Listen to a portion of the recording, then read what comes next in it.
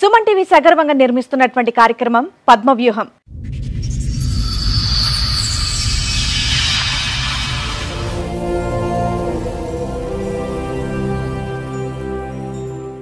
మరి ఈ కార్యక్రమాన్ని సమర్పిస్తున్న వారు 6JVR జమలాపురం వారి రత్నాంజలి. మీ అదృష్టాన్ని మార్చుకోవడం ఇప్పుడు కాలే కాదు, 6JVR తో సాధ్యం. 2008లో ఆమె intermediate first year 3 subjects fail అయ్యేస్తే ఇంటర్మీడియట్ సెకండ్ ఇయర్ నేనే చదివించాను మా విలేజ్.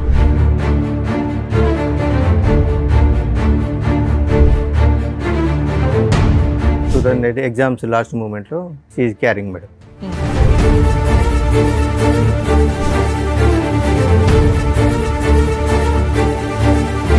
వెళ్ళే 2 సంవత్సరాల దగ్గరికి వస్తుంది.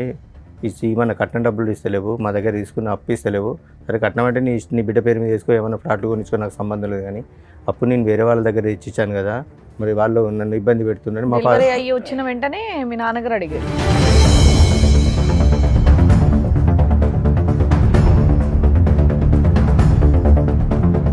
ఎఫ్ఐఆర్ చేసేమంటే మదన్ మీద, నా మీద, డాడీ మీద వేశారు. అంటే ఇంకా మా 5 మెంబర్స్తో పాటు అదనంగా ఒక 10 మెంబర్స్ మీద కేసు రాశారు.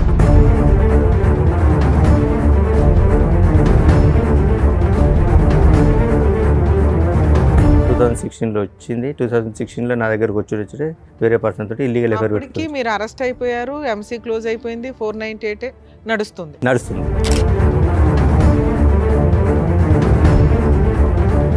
వచ్చిన 2 డేస్కే సమ్ మెసేజ్లు చూసినా మేడం. ఏంటి బేబీ నన్ను వదిలిపెట్టిపోతావా నువ్వు,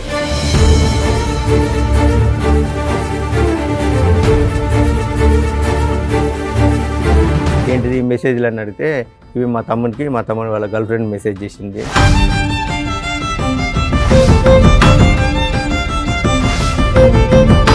ఎంతకాలం ఉన్నారండి ఆవిడతో పాటు? 2016 వచ్చింది, ఎంతకాలం ఉన్నారు? మళ్ళీ 17లో క్యారింగ్ వెళ్ళిపోయింది.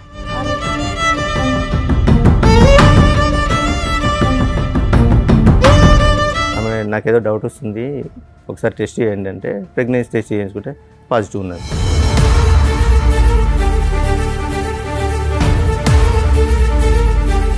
హైదరాబాద్ ఉంటానే నేను వస్తా అంటే హైదరాబాద్ షిఫ్ట్ అయ్యాం. హైదరాబాద్ షిఫ్ట్ అయినాక ఒక 2.5 months తర్వాత మళ్ళీ కన్సీవ్. సిగ్గులేదు, పిల్లలు మంచి పేరు పడుకుంటే నోరు మూసుకోవాలి కానీ అడుగుతారు ఎవడని వాళ్ళ మదర్ అన్నారు.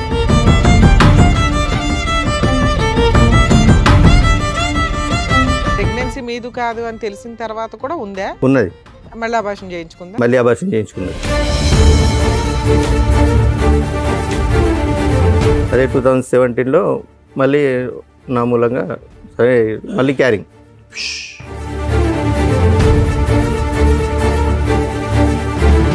ఇవేమీ అడగకుండా ప్రశ్నించకుండా ఆవిడతో కాపురం చేసి మీరు మళ్ళీ ఆవిడని ప్రెగ్నెంట్ చేశారు. నాకు ప్రాణ భయం ఉన్నది, నన్ను వెళ్తే చంపేశారు. మళ్ళీ సేమ్ రిపీట్.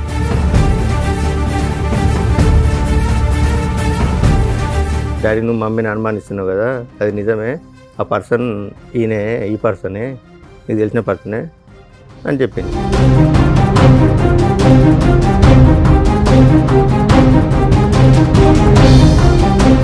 నేను ఒక ఆడపిల్లని, ఆ అమ్మాయి ఒక ఆడపిల్ల, ఫస్ట్ నుంచి బాధలు పడుతూనే ఉంది. అంటే వీళ్ళ పేరెంట్స్ ఆ అమ్మాయి ఆమెను ఈయన కలిసి ఫస్ట్ నుంచి ఇబ్బంది పెడుతూనే ఉన్నది.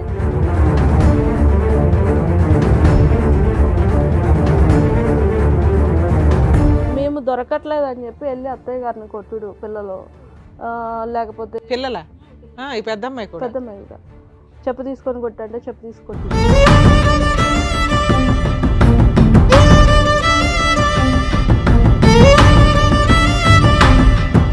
14 సంవత్సరాల పాటు వీళ్ళు కొట్టుకుంటూనే ఉన్నారు. పెళ్లి చేసుకుని పట్టుమని 1-2 సంవత్సరాలు కూడా హ్యాపీగా లేరు, కొట్టుకుంటూనే ఉన్నారు. వీళ్ళిద్దరి యొక్క డైనమిక్స్ ఎప్పుడూ కూడా బ్యాలెన్స్డ్గా లేదు.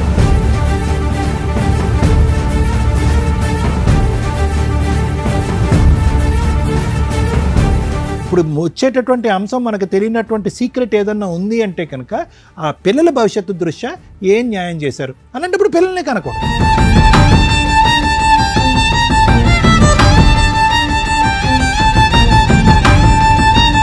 నిజంగా వీళ్ళిద్దరూ చాలా పాపం మూట కట్టుకున్నారు. వరస్ట్ ఆఫ్ వరస్ట్ తల్లిదండ్రులు ఏంటి అంటే ఈ రకంగా పిల్లల్ని ఫుట్బాల్ ఆడుకుంటున్నట్లు ఆడుకుంటుంటే నరకం కనిపిస్తుంది పిల్లలకి. దీని గురించి ప్రతి ఫ్యామిలీ కోర్ట్ జడ్జి సఫర్ అవుతారు.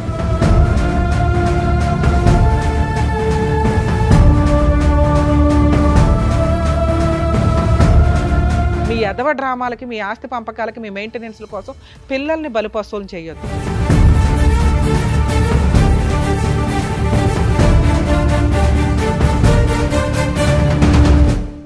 ఈ కార్యక్రమంలో మనతో పాటు ఉన్నారు ప్రముఖ హైకోర్టు అడ్వకేట్ రమ్యాకుల గారు. నమస్తే మేడం. ప్రముఖ సైకియాట్రిస్ట్ డాక్టర్ కళ్యాణ్ చక్రవర్తి గారు. నమస్తే సార్. ప్లీజ్ కూర్చోండి. కూర్చోండి సార్. మేడం, నవీన్ కుమార్ గారు ఆయన ఇష్యూ చెప్పుకోవడానికి ఇక్కడ వరకు వచ్చారు. సో ఆయన ప్రాబ్లం ఏంటనేది కనుక్కొని చెప్తారు. నమస్కారం అండి. నమస్కారం మేడం. సార్ ఎక్కడి నుంచి వస్తున్నారండి? Jangaon district madam. చెప్పండి సార్, ఇక్కడి వరకు రావడానికి కారణం ఏంటి? నాకు ఒక ఫ్యామిలీ ఇష్యూ ఉంది మేడం, దాని గురించి వచ్చాను. చెప్పండి సార్. నా పేరు నవీన్ కుమార్ మేడం, మాది జనగామ డిస్ట్రిక్ట్.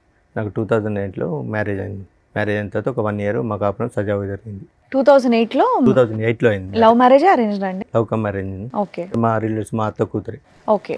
మా అత్తయ్య కూతురి లవ్ కమ్ అరేంజ్డ్ మ్యారేజ్ జరిగింది. 2008లో ఆమె intermediate first year 3 subjects fail అయ్యి వస్తే ఇంటర్మీడియట్ సెకండ్ ఇయర్ నేనే చదివించాను మా విలేజ్లో. 2000 పెళ్లి టైంకి అమ్మాయి మేజరా మైనరా? మేజరే మేడం. అప్పుడు అయిపోయిన తర్వాత 2008 ఎగ్జామ్స్ లాస్ట్ మూమెంట్లో షీఈ్ క్యారింగ్ మేడం.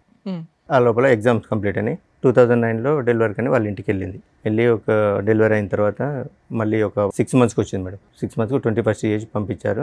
మ్యారేజ్ కంటే బిఫోర్ మా ఫాదర్ ఒక 50,000 వాళ్ళకి అప్పు ఇచ్చాడు మేడం, మ్యారేజ్ కంటే బిఫోర్. తర్వాత ఆమె వచ్చిన తర్వాత వాళ్ళ అమ్మ డ్రాప్ చేయడానికి వచ్చినప్పుడు, ఏంటమ్మా పెళ్ళి 2 సంవత్సరాల దగ్గరికి వస్తుంది, ఏమన్నా కట్నం డబ్బులు ఇస్తలేవు, మా దగ్గర తీసుకున్న అప్పు ఇస్తలేవు. సరే కట్నం అంటే నీ బిడ్డ పేరు మీద వేసుకో, ఏమైనా ఫ్లాట్లు కొనిచ్చుకో, నాకు సంబంధం లేదు. కానీ అప్పుడు నేను వేరే వాళ్ళ దగ్గర ఇచ్చాను కదా, మరి వాళ్ళు నన్ను ఇబ్బంది పెడుతున్నారు. మా ఫాదర్ వచ్చిన వెంటనే మీ నాన్నగారు అడిగారు. వచ్చిన 6 months తర్వాత, డెలివరీ వచ్చి 6 months తర్వాత వాళ్ళ మదర్ని అడిగాడు, ఏమని కాదు, వాళ్ళ మదర్ని అడిగితే 1 monthలో మీ డబ్బులు మీకు ఇచ్చేసాని మా పాపకు జ్వరం వచ్చింది, హాస్పిటల్ తీసుకెళ్ళి అక్కడికి వాళ్ళ మదర్ చుట్టాలే కదండి, పెళ్ళి అయిపోయింది, మన కుటుంబం 50,000 అడగకపోతే ఏమైంది?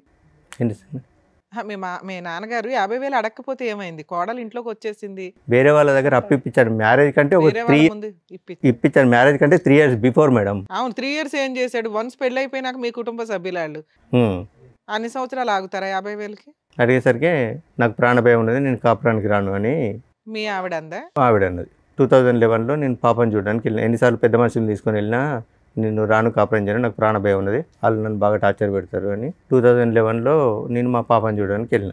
పాపను చూడడానికి విడిపోయారు. 2008లో మ్యారేజ్ అయింది మేడం. 9లో విడిపోయారా? 10లో విడిపోయిందా? 10లో మేడం. 10లో వాళ్ళ ఇంటికి వెళ్ళిపోయి నాకు ప్రాణభయం ఉన్నది, నేను రాను అంటే 2011లో నేను పాపను చూడడానికి వెళ్ళాను. వాళ్ళ ఇంటికి కూడా వెళ్ళా, వాళ్ళ ఇంటి పక్క వాళ్ళ ఇంటికి వెళ్ళి పాపను చూస్తే ఎందుకు వచ్చావు నువ్వు అని వాళ్ళమ్మ దౌర్జన్యం చేసింది. దౌర్జన్యం చేస్తే నేను 50,000 గురించే లేదు, పాపను చూడడానికి, కుటుంబ తగాదా అయిపోయింది, విడిపోవడానికి రీజన్ 50,000 గురించే విడిపోయినాం మేడం. అంటే ఆమె రీజన్ అయితే అది 50,000 అడుగుతారనే ఉద్దేశంతో 2011లో కేసు పెట్టింది. పోయి 498 కేసు పెట్టింది నా మీద, తమ్ముని మీద. మా తమ్ముడు చెల్లె భద్రాచలం దగ్గర బీటెక్ చేస్తున్నాను. తమ్ముని మీద, నా మీద, చెల్లె మీద. చదువుకున్నారు సార్ నవీన్ గారు? సార్ మీరేం చదువుకున్నారు? DMLT చేసాను సార్. ల్యాబ్ టెక్నీషియన్ ఉందా? అక్కడ ఉందా ల్యాబ్? ఉందా ఊర్లో? ఉన్నా సార్. ఇప్పుడు నడిపిస్తున్నారా? లేదు సార్. సరే, ఇప్పుడు ఏం చేస్తున్నారు మరి? మైనింగ్ దాంట్లో మైనింగ్ దాంట్లో. Private sir. చెప్పండి. 2011లో కేసు పెట్టారు మేడం. కేసు పెట్టిన తర్వాత అక్కడ SI గారు పిలిపిస్తే ఎంక్వైరీ చేశాడు. ఇక్కడ ఏం లేదని తెలిస్తే SI గారు పట్టించుకుంటలేరని ACP సార్ దగ్గర, DSP గారి దగ్గరికి వెళ్ళింది మేడం. DSP గారు పిలిపించాక ఆమెను అరెస్ట్ చేస్తున్నాడు. అంటే సో ఇది జరిగింది సార్ అంటే, వీళ్ళ మీద కేసు ఫైల్ చేసి పంపించండి, చదువుకునే పిల్లలు కూడా ఉన్నారు సార్, వాళ్ళ పరిస్థితి ఏంటంటే సార్ ఒకసారి ఆలోచించిన తర్వాత అక్కడ మా విలేజ్ MPP లేడీ ఒకసారి ఆమెను తీసుకొని ఎవరిద్దరు తీసేశారు. మా బ్రదర్ సిస్టర్ 498 వేసింది, MC వేసింది మేడం, మెయింటెనెన్స్ వేసింది. మెయింటెనెన్స్ DSP గారు సేమ్ ఇలాగ లాయర్ గారిని, డాక్టర్ గారిని కూర్చోబెట్టి DSP గారు కౌన్సిలింగ్ ఇచ్చారు. మరి ఇక్కడ నేను కొట్టింది ఎక్కడ ఉన్నది, నువ్వు కట్నం ఇచ్చింది ఎక్కడ ఉన్నది, వాళ్ళ డబ్బులు వాళ్ళకి అడిగిండు. మరి సరే ఓకే, డబ్బులు ఇయ్యారట, తీసుకుపోతారట, డబ్బులు ఓకే వదిలేసాయి, 50,000 వదిలేసాయి, తీసుకెళ్తారట వాళ్ళు పోతామంటే, లేదు నాకు ప్రాణభయం ఉంది, నన్ను అడిగి వెళ్తే చంపేశారు, నేను పోను అని అన్న తర్వాత DSP గారు డాక్టర్, లాయర్ గారిని, అక్కడ మున్సిపల్ కోర్టు ఉంది మేడం, పిలిపించి కౌన్సిలింగ్ తీసుకున్నారు. ఆమెకు నాకు ఇక్కడ నేను కొట్టినట్టు కానీ ఆయన ఇబ్బంది పెట్టినట్టు కానీ నీకు ఎక్కడ కనిపించలేదు కదా అని అనేసరికి మా రోడ్డు మీదకి వెళ్ళి ఈ పోలీసులు, ఈ లాయర్లు ఇట్లా వాళ్ళ దగ్గర డబ్బులు తీసుకున్నారు, అందుకే వాళ్ళ మీద కేసు ఫైల్ చేయట్లేదని వాళ్ళ అమ్మాయి రోడ్డు వెంబడి వరుకుంటూ వస్తుంటే ACP గారిని ఈ తలకనపై మనకి ఎంత రూపాయి కేసు రాసి పంపితే వాళ్ళు FIR చేసేయమంటే మదన్ మీద, నా మీద, డాడీ మీద వేశారు. అంటే ఇంకా మా 5 మెంబర్స్తో పాటు అదనంగా ఒక 10 మెంబర్స్ మీద కేసు రాసింది. మా మేనత్త ఇంకా రిలేటివ్ ఓవరాల్ గా 3 మెంబర్స్ మీద కేసు రిజిస్టర్ అయ్యింది. కేసు రిజిస్ట్రేషన్ అయింది. ఎంసీ కేసులో ఏమైనా ఆర్డర్ ఇచ్చారా మెయింటెనెన్స్? ఎస్ మేడం, ఆర్డర్ ఇచ్చారు. 1,75,000 ఇష్యూ అయింది. 1,75,000 మరి. మెయింటెనెన్సా? అవును మేడం. ఎవరికి ఎంత? ఈమెకు 2,500, పాపకు 2,000. అంటే అది కంటిన్యూ ఒక 2 years నడిచింది మేడం. 1 year annual ఇచ్చారు. ఎరియర్స్ చెప్పవసరం లేదు సార్. Hmm. ఆవిడకు 2,500, బాబుకు 1,000 అంతేనా? 3,500 maintenance per month. Per month 3,500 ఇద్దరికి ఇద్దరు కలిపి 2 lakhs 3 lakhs అనేది ఎరియర్స్. మీరు కేసు వేసిన దగ్గర నుంచి క్యాలిక్యులేషన్ లో మనం 2 lakhs కెడితే ఎరియర్స్ క్లియర్ అవుతాయి. Regular payment regular monthly 3,500. Yes, payment. madam. అయితే నేను కాపురాన్ని తీసుకెళ్తాని మేడం గారికి సజెషన్ తీసుకున్నాను. తీసుకుంటే మేడం గారు సో అండ్ సో ఇట్లా జడ్జి గారికి అప్లికేషన్ పెట్టుకోండి, అప్లికేషన్ పెట్టుకుంటే ఏమన్నా మళ్ళీ కౌన్సిలింగ్ ఇచ్చి లోపు కోపం తగ్గిందేమో, ఏమన్నా కోపం కలుపుదాం. తగ్గిందో మాట్లాడతారంటే నాకేమొద్దు, నాకు మెయింటెనెన్సే కావాలి, నేను చూడండి అంటే అట్లే జరుపుకుంటూ వచ్చింది మేడం. ఒక 1.5 year 2-3 years దాకా మెయింటెనెన్స్. అలాగే కోర్టు బైక్ ఆడవడం, మధ్యలో లాయర్ లేకపోవడం.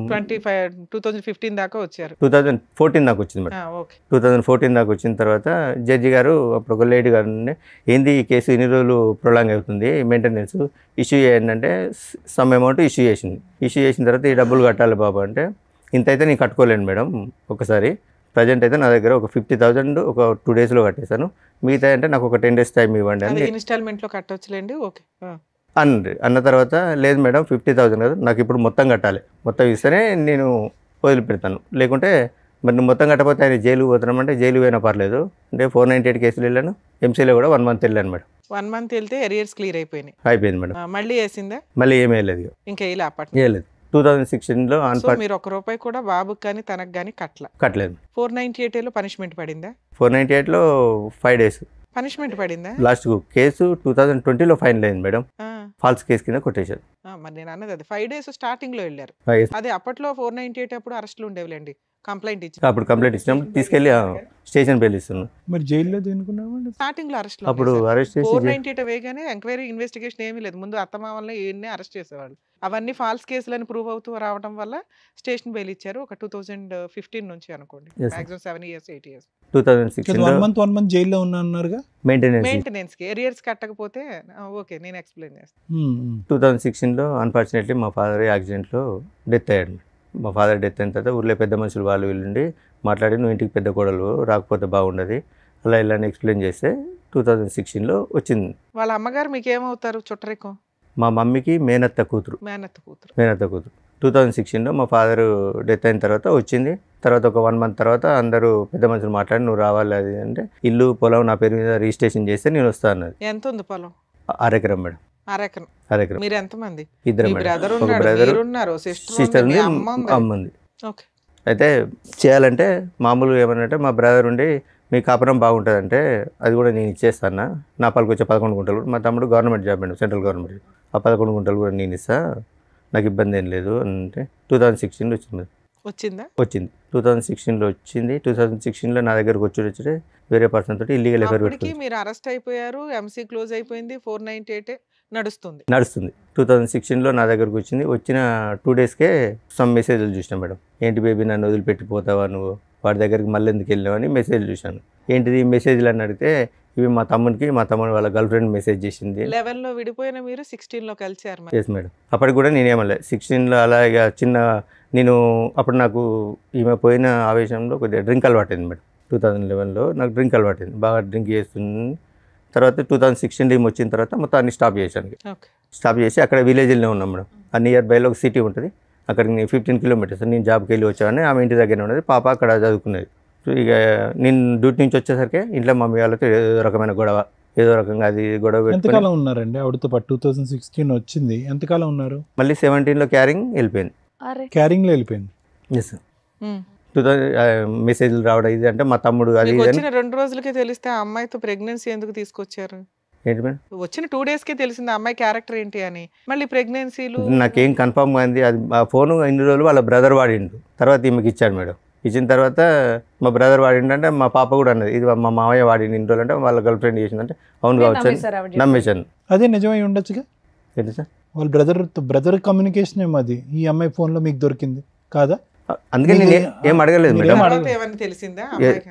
తర్వాత అలాగే ఊకే చిన్న చిన్న గొడవలు పెట్టుకొని నాతో గొడవ పెట్టుకుని వాళ్ళ అమ్మ వాళ్ళ ఇంటికి వెళ్ళిపోయింది. నేను హైదరాబాద్లో ఉంటాను, నీతో కాపురం చేస్తానంటే పెద్ద మనుషుల సమక్షంలో మాట్లాడి హైదరాబాద్కి వచ్చేసాం మేడం. మళ్ళీ ఆవిడ చెప్పినట్టు వాళ్ళు వింటున్నారా మీరు? హైదరాబాద్కి వచ్చేసాను. హైదరాబాద్కి వచ్చిన 3 మంత్స్కి నా ప్రమేయం లేకుండా మళ్ళీ ప్రెగ్నెంట్ అయింది.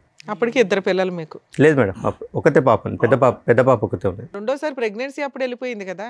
రెండోసారి ప్రెగ్నెన్సీ గొడవ పెట్టుకొని వెళ్ళింది మేడం. మీరు అన్నారు కదా మళ్ళీ ప్రెగ్నెన్సీ వచ్చిందని. ప్రెగ్నెన్సీ వచ్చింది మేడం, 2016లో వచ్చింది. నా దగ్గరకు వచ్చినప్పుడే ప్రెగ్నెన్సీ వచ్చింది, తీయించుకున్నది. అది చెప్పాలి, స్కిప్ చేసి చెప్పలేదు మీరు. మేము ఆల్రెడీ బాబు పుట్టేసాడు అనుకున్నాం మేము. లేదు ప్రెగ్నెన్సీ తీసేయించుకున్నది మేడం. ఏది ఇంటికి వెళ్ళి అలిగి ఇంటికి వెళ్ళింది? అలిగి ఇంటికి ఏం వెళ్ళలేదు. నాకు అప్పుడు బ్యాక్ పెయిన్ వస్తుంది, మా అమ్మ వాళ్ళ ఇంటికి వెళ్ళి 4 రోజులు రెస్ట్ తీసుకొని వస్తాను అబార్షన్ చేసుకొని వచ్చింది. కన్సీవ్ అయింది వెళ్ళిందని అన్నారు ఇందాక, మేము కన్ఫ్యూజ్ అయ్యా. సర్లేండి. ఓకే, కన్సీవ్ వెళ్ళింది, అబార్షన్ చేసుకొని వచ్చింది. ఓవర్ బ్లీడింగ్ అవుతుందని ఇంట్లో పడుకున్నది. ఏమైందని నేను ఒక 2-3 హాస్పిటల్ తిప్పిన తర్వాత ఒక డాక్టర్ నుండి చెప్పారు, ఆమె నాకేదో డౌట్ వస్తుంది, ఒకసారి టెస్ట్ చేయండి అంటే ప్రెగ్నెన్సీ టెస్ట్ చేయించుకుంటే పాజిటివ్ ఉన్నది. సారీ, నా తప్పైంది, అన్వాంటెడ్ ట్యాబ్లెట్ వేసుకున్నాను నేనని చెప్పింది.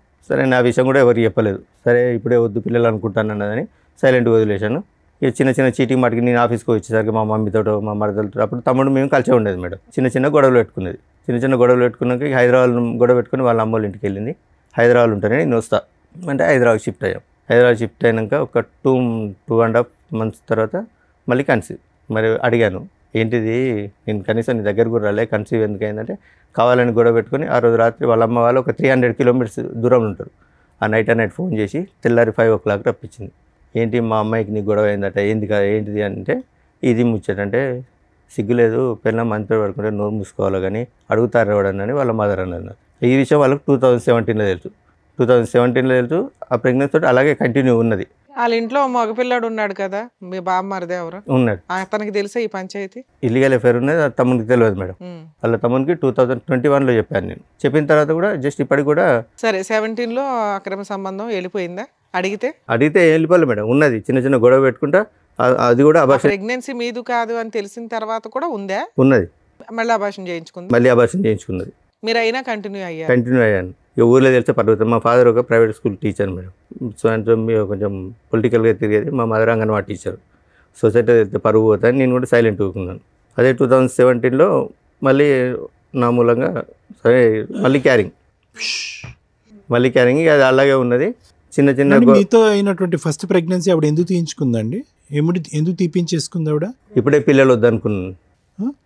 పిల్లలు వద్దనుకున్నా అని చెప్తుంది సార్. ఓకే, సో ఇప్పుడు మనకి లెక్క కరెక్ట్గా ఉండాలంటే మీతో జరిగినటువంటి ఒక ప్రెగ్నెన్సీ తీపించేసుకుంది, వాడెవరితోనో మీరు చెప్తున్నట్టుగా జరిగిన ప్రెగ్నెన్సీ ఒకటి తీపించేసుకుంది.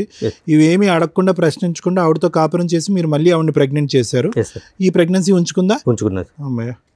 ఈ ప్రెగ్నెన్సీ ఉంచుకున్నది. గొడవ పెట్టుకొని వాళ్ళ అమ్మోళ్ళ ఇంటికి వెళ్ళిపోయింది 2017లో. 2018లో పాప పుట్టినప్పుడు నాకు కాల్ చేసింది. పాప పుట్టిందని కాల్ చేస్తే నేను వెళ్ళి చూసి వచ్చాను. ఇక అప్పటి నుంచి మళ్ళీ రాలేదు మేడం. ఎన్నిసార్లు పెద్ద మనుషులు. ఇప్పుడు ఇన్ని అప్స్ అండ్ డౌన్స్ అయిన తర్వాత మీరు కాన్ఫిడెంటా అంటే ఆవిడ ప్రెగ్నెన్సీ గురించి ఈసారి? కానీ అతని పిక్చర్ నుంచి డిసపియర్ అయిపోయాడు ఆ వ్యక్తి? లేదు మేడం. సరే, ఒక అక్రమ సంబంధం అన్నారు కదా, అతను ఇంకా కంటిన్యూ అవుతున్నాడు మేడం. నా స్టిల్ ఇప్పటికి కూడా ప్రెగ్నెన్సీ మీరే అని మీరు అనుకుంటున్నారా? అంటే నేను మెడికల్ ఫీల్డ్లో చేశాను కాబట్టి ఒకసారి మీట్ అయినా కూడా ప్రెగ్నెన్సీ అయ్యే ఛాన్సెస్ ఉంటాయి కాబట్టి నేను సైలెంట్గా. మీరే నమ్ముతున్నారు, మధ్యలో మేము డౌట్ ఎందుకు కానీ. Okay, next. అందుకే నేను దాని గురించి ఏం మాట్లాడలేదు మేడం. 2018లో పాప ఒకటి చూసి వచ్చాను. ఆ తర్వాత కాపురానికి 498 kgs ఒకటి కాపురాన్ని తీసుకెళ్తే నేను రాను అని చెప్పింది. ఇక అలాగే పోతుంది. 2019లో ఏంటంటే ఆల్రెడీ వచ్చి కలిసిన తర్వాత మళ్ళీ ఇంకా రాకపోవడానికి ఏంటి ప్రాబ్లం? నాకు ప్రాణభయం ఉన్నది. ఇంకేం ప్రాణభయం? సరే 50,000 పంచాయతీ అయిపోయిందిగా. అయిపోయింది. మరి నాకు ప్రాణభయం ఉన్నది. నన్ను వెళ్తే చంపేశారు. మళ్ళీ సేమ్ రిపీట్. సరే, తర్వాత అట్లా 2019లో పోయింది. 2 పిల్లలు ఉన్నారు మేడం. పిల్లల్ని పట్టించుకుంటలేని సఖి 2011లో వేసిన 498 కేసు 20 దాకా నడిచిందా? 20లో డిసప్పాయింట్ అయింది. ఆయన మధ్యలో కలిసి ఉన్నారు. 2019లో సఖి అని ఫ్యామిలీ కౌన్సిలింగ్ సెంటర్ ఉంటుంది. డివిసిల్ స్టార్ట్ అయినాయి. సఖి సెంటర్లో పెట్టింది. సఖి సెంటర్లో పెట్టినాక ఏంది ఈమె ఇష్యూ అంటే సో అండ్ సో ఇష్యూ అంటే ఈ స్టోరీ అంతా మాకు చెప్తలేదు, నువ్వే పట్టించుకుంటలేవాట, బాగా తాగుతావాట, ఏం పని చేయవాట, అందుకే ఆమె కాపురానికి వస్తలేదు. చేసేవాళ్ళ మీరు? చేసేవాడిని. ఇంటి మెయింటెనెన్స్ రెంటలు అవన్నీ మీరే చూసుకునేవాళ్ళ? నేనే చూసుకునేవాడిని. ఓకే. సఖి సెంటర్లో పెట్టింది. అప్పటికి ఆ కేసు ఏమైంది సార్? డివిసి కేసు కూడా రన్ అవుతుందా? లేదు, వాళ్ళు తీసేశారు. ఓకే. ఎప్పటిదాకా నడిచింది అది? 6 months నడిచింది మేడం. తర్వాత 2020లో 498 కేసు ఫాల్స్ అని డిస్మిస్ అయింది. నేను 2 times కాపురానికి రా అని నోటీసులు పంపించాను. 2 పిల్లలు ఉన్నారు కదా, అనవసరంగా ఎందుకు, సరే తప్పు ఏదో ఒకటి సర్దుకుందాంలే అని పంపించాను. కాపురానికి రాలేదు మేడం. ఆ నోటీస్ ఒకటి నోటీస్ తీసుకుంది, ఇంకో నోటీస్ తీసుకోలేదు. తర్వాత 21లో డైరెక్ట్ నేను డైవర్స్కి అప్లై చేశాను.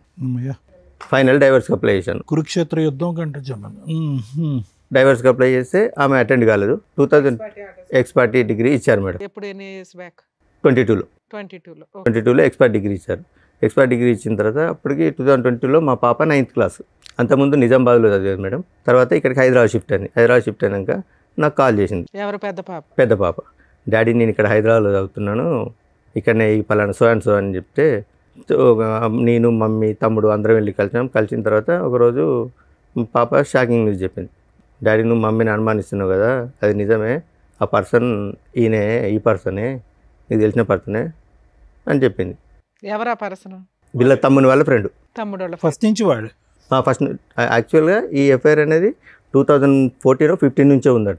ఓకే. సో ఇప్పటికి కూడా 21-22 కూడా లైవ్లో ఉన్నాడు వాడు. లైవ్లో ఇప్పటికి స్టిల్ కూడా లైవ్లో ఉన్నాడు. అతనికి మ్యారేజ్ అయిందా మీకు తెలుసు? అతనికి మ్యారేజ్ అయిన 4 పిల్లలు. కూతురే చెప్పాల్సిన పరిస్థితి. ఇప్పుడు ఎంత అండి మీ పాప వయసు యాజ్ వి స్పీక్ నౌ? ఇప్పుడు ఎంత ఆవిడ? No present 16 years. 16. చిన్నామే 7 years. 2018 years.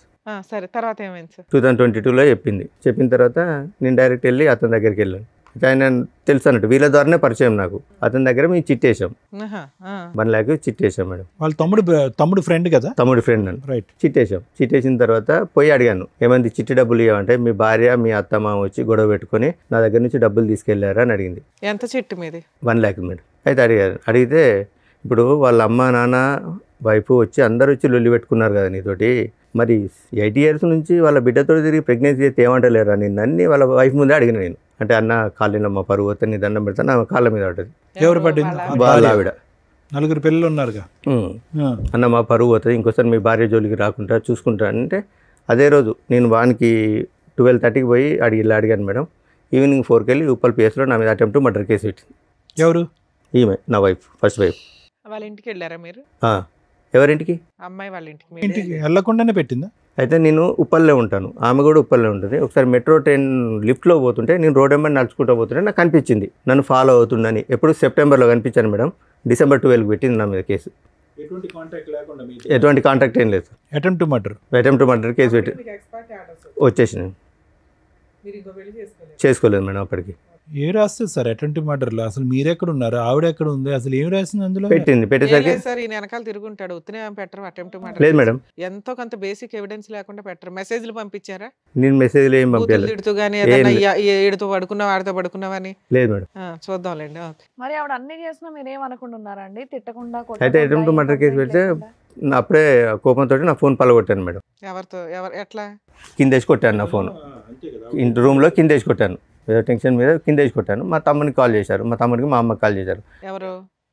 SI, Uppal PS నుంచి ఎస్ఐ గారు ఫోన్ చేశారు. పోలీస్ స్టేషన్ లో ఫోన్ పగలగొట్టారా? లేదు బయట ఇంటికాడ. దీనికి వార్నింగ్ ఇచ్చి వచ్చిన తర్వాత టెన్షన్లో కింద పలగొట్టేశాను నేను. ఉప్పల్ పిఎస్ నుంచి మా బ్రదర్కి ఫోన్ చేశారు, మీ అన్నయ్య కలవట్లేదు, ఫాలో అవుతున్నట్టు అది ఇది అంటే. ఒక 4 days తర్వాత మా బ్రదర్ వచ్చి అన్న ఇట్లా ఎస్ఐ గారు కంప్లైంట్ ఇచ్చిందట, ఉప్పల్ పిఎస్ నుంచి రమ్మన్నట్టు వెళ్ళాను. ఇంద్రబాబు ఫాలో అవుతున్నా అంటే, ఫాలో అవడం ఏం లేదు సార్, ఇది సో అండ్ సో జరిగిన స్టోరీ సార్. నేను ఈమె ఒక పర్సన్తో తిరుగుతాను, అతనికి ఎందుకు తిరుగుతున్నావని నేను అతనికి వార్నింగ్ ఇస్తే వచ్చి అటెంప్ట్ మర్డర్ కేసు పెట్టిందంటే, నువ్వు ఎక్కడ ఉంటావు? ఇక్కడ ఉప్పల్నే ఉంటాను, నువ్వు అర్జెంట్గా ఫస్ట్ అయితే మా బ్రదర్ని మా అన్నయ్య ఇక్కడ కాలేదు మేడం. మరి అదే కంప్లైంట్ ఎవడమన్నా ఏదన్నా ఇవ్వచ్చు. టెన్షన్ పడింది, అది అటెంప్ట్ మర్డర్ కేసు పెట్టేశారని పెట్టడం కుదరదు, కంప్లైంట్ ఇచ్చింది. ఓకే, నెక్స్ట్ ఏమైంది? తర్వాత ఏమైంది సార్, మేము పెద్ద మనుషులలో మాట్లాడుకుంటా కేసులు ఏమవుతుందని వాళ్ళ బ్రదర్ అండు ఊరికి వెళ్ళినాక పెద్ద మనుషుల సమక్షంలో సో ఇదండి జరిగింది. ఇప్పటికి కూడా అన్నీ మర్చిపోయి, ఫస్ట్ నేను కూడా ఇంతకుముందు చేసినని మర్చిపోతా, ఆమెను కూడా పాత స్టోరీలని మర్చిపోయి ఇప్పుడు ఒక్కరు పోయి 2 పిల్లలు అయిండు. మీరు ఏం చేశారని మర్చిపోవడానికి? ఏంటి మేడం, నేను కొంచెం హెవీగా డ్రింక్ చేసేది మేడం. మీరు మానేసాను అన్నారు కదా ఆవిడ వచ్చాక 2016లో. మానేసినాను మేడం.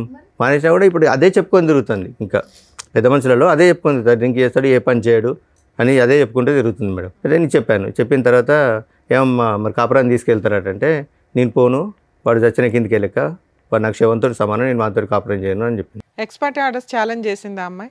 చేయలేదు. డైవర్స్ కేసుని చేయలే. ఓకే అనేసరికి మరి నువ్వు ఓకే వాడు చనిపోయిన కిందకే లెక్క, మరి ఇప్పుడు 2 ఆడపిల్లలు ఉన్నారు, వాళ్ళని ఏం చేద్దామంటే, పెద్ద పాప వాళ్ళ డాడీ కావాలంటే వాళ్ళ డాడీ కాడికి పోతా అంటుంది కదా, పోతానంటే పెద్ద పాపను పంపిస్తా, చిన్న పాప కదా నేనే తీసుకుంటాను అన్న తర్వాత ఆమె అన్నది, వైఫ్ అన్నది, ఫస్ట్ టైం అన్నది. ఫస్ట్ టైం రెండో ఆవిడ ఉందా? అవును, ఎప్పుడు? 2023లో మేడం. ఎక్స్పర్టీ వచ్చింది. ఎక్స్పర్టీ వచ్చిన తర్వాత 1 year తర్వాత. అంటే వాళ్ళ పెద్ద మనుషులు ఉండి ఆమె లోకం అంతా లగ్జరీ లైఫ్ లోకంలో ఉంది, నీతో కాపురం చేయది సపరంగా ఆమె గురించి. మీరు డైవర్స్ చేసింది ఎందుకు? ఆవిడ వద్దురా బాబు అని. ఎక్స్పర్టీ ఆర్డర్స్ వచ్చినాక ఈ పంచాయతీ అంతా ఏంటి సార్?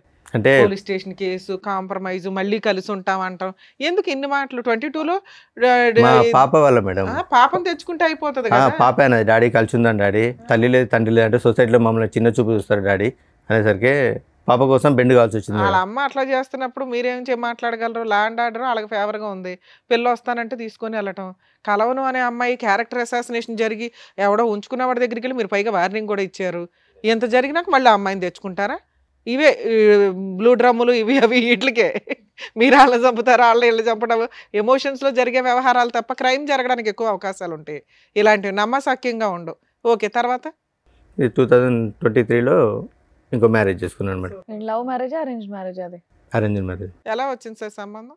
ఏంటి మేడం? సంబంధం ఎలా వచ్చింది? FBలో చూసిన తర్వాత వాళ్ళ అమ్మ వాళ్ళు మా ఇంటికి వచ్చారు. ఆవిడ ఫస్ట్ మ్యారేజ్, సెకండ్ మ్యారేజ్? ఆవిడ సెకండ్ మ్యారేజ్ మేడం. మీకు మ్యారేజ్ 2 years అవుతుంది. Yes madam. ఇక్కడ ఏమైనా పిల్లలు ఉన్నారా? ఇక్కడ ఏం లేదు మేడం. ఆవిడేం చేస్తారు సెకండ్ వైఫ్? ఏం లేదు, హౌస్ వైఫ్ మేడం. మీరేం చేస్తున్నారు ఇప్పుడు? నేను మైనింగ్ డిపార్ట్మెంట్లో. ఎంత వస్తుంది?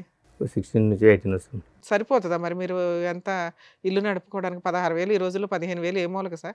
అడ్జస్ట్ చేసుకుంటాను. అందుకే కదా అమ్మాయి చెప్పేది, ఏం సంపాదించడం రెంటకి అయిపోతాయి ఇవన్నీ. కాదు మేడం, ఇతను డిఎంఎల్టీ చేశాడు, ఏం చేసినా కూడా మినిమం ల్యాబ్ టెక్నీషియన్ మీకు వస్తుంది కదా. అంటే ఎక్కడ కూడా నన్ను సరిగా జాబ్ చేసుకుని లేదు. ఎవరు చేయనివ్వలేదండి. ఇక్కడ మీ ఆవిడ చేసిన హెరాస్మెంట్ ఏమీ లేదు. ఆవిడ ఏదో అక్రమ సంబంధం పెట్టుకుంది తప్ప మిమ్మల్ని ఏమీ చేసింది లేదు. ఆవిడ అలిగి వెళ్ళిపోతుంది. కేసులు మేడం, ఈ 498 ఏదో ఒకటి కేసులు పెట్టడం వల్ల మాట్లాడతారు. అసలు ఇప్పుడు ఎందుకు వచ్చారు? ఆల్రెడీ సెకండ్ మ్యారేజ్ అయిపోయింది, మీ లైఫ్ అయిపోయింది, హ్యాపీగానే ఉంటున్నారు. సెకండ్ మ్యారేజ్ చేసుకున్నాను, ఎవరికెవరో ఇన్ఫర్మేషన్ ఇచ్చారు మేడం. 2024లో నేను నా భర్తతో కాపురం చేస్తాను, పెద్ద మనుషుల దగ్గరికి వచ్చింది. ఓకే, పెద్ద మనుషుల దగ్గరికి వస్తే నేను చెప్పాను ఆమెకు నాకు డైవర్స్ అయింది, ఆమె గురించి ఏది మాట్లాడాలనుకున్నా నేను లీగల్ నేర్చుకుంటా, మిగతా ఇంకేదన్నా ఉంటే చెప్పండి. మధ్యలో మీ అమ్మాయి కల్పించుకోలేదా? నాన్న కలిసిపోండి అని? లేదు, ఏం ఓకే, అమ్మాయిని కల్పించుకోలేదు మేడం. వచ్చారు, మేము మాట్లాడేది ఏం లేదంటే ఒక 1 hour ఉన్నారు. 1 hour తర్వాత వచ్చి ఇంటి తలుపులు తాళాలని వాళ్ళకి చైర్లు సామాన్ అంతా బయట వేసి ఇప్పుడు మాట్లాడి మేము ఇంట్లోనే ఉంటాం, ఇప్పుడు నేను ఇంట్లోనే ఉంటా. అది రెంటెడ్ హౌసేగా? లేదు మేడం, అక్కడ మా విలేజ్లో మా మదర్ దగ్గర. ఒక్క నిమిషం నవీన్ గారు, ఏం కావాలి అమ్మాయికి? ఏం కావాలి అసలు? ఏం కావాలి అమ్మాయి? మీకు ఆ అమ్మాయి వద్దు, ఆ అమ్మాయికి మీరు వద్దు. Okay, X party divorce. అసలు డైవర్స్ తీసుకున్న తర్వాత యుద్ధం కొనసాగుతుంది ఏంటండి? అసలు నాకు అర్థం కావట్లేదు. అది నాకు అర్థం కావట్లేదు సార్. అమ్మాయి ఇప్పుడు ప్రెసెంట్, ఒక్క నిమిషం, ప్రెసెంట్ ఆ అమ్మాయి ఏ విధంగా మిమ్మల్ని హెరాస్ చేస్తుంది? ఆ అమ్మాయి హెరాస్ చేస్తుందనే కదా మీరు ఇక్కడికి వచ్చి కూర్చున్నారు.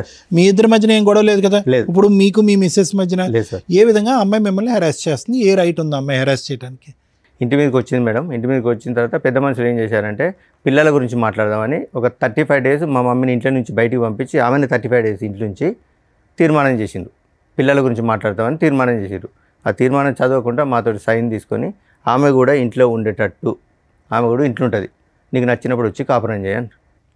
జడ్జిల కంటే మీ ఊరు పెద్ద మనుషులు డైవర్స్ అయిన తర్వాత నుంచి ఇట్లా నాకు విడాకులు వచ్చినాయంటే ఆ లాయర్లు ఎవరిని అడిగి ఇచ్చింది, ఆ లాయర్ ఎట్లా నీకు ఎవరిని అడిగి విడాకులకు అప్లై చేసిండు, ఆయన లాయర్ అయినా ఈ క్వశ్చన్ లేదు. ఎవరు మీ ఊరు పెద్ద మనుషులు? పెద్ద మనుషులు ఎక్కడున్నారండి? పెద్ద మనుషులు అయితే ఏ దేశంలో ఉన్నారండి వీళ్ళు? కొత్త ఇక ఆమె ఇంట్లో ఉంటుంది, అప్పుడప్పుడు వస్తుంది పోతుంది, మా అందరినీ ఇంట్లోకే బయటికి వస్తే గొడవ. సీరియస్లీ? Yes madam.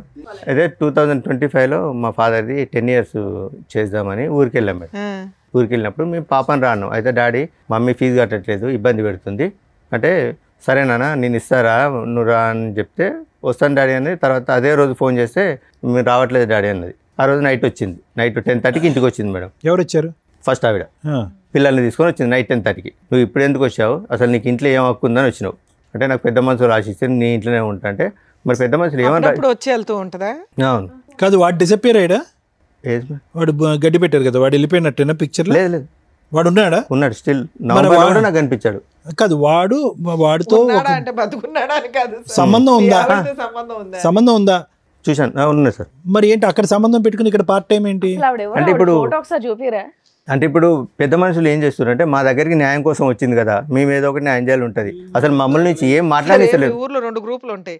ఆవిడ వాళ్ళ పెద్ద మనుషుల దగ్గరికి వెళ్ళింది, వాళ్ళు ఏదో ఇచ్చారు. మీరు కూడా ఒక పెద్ద మనిషి దగ్గరికి వెళ్తే వాళ్ళు కూడా ఒక శాసనం రాసేస్తారు.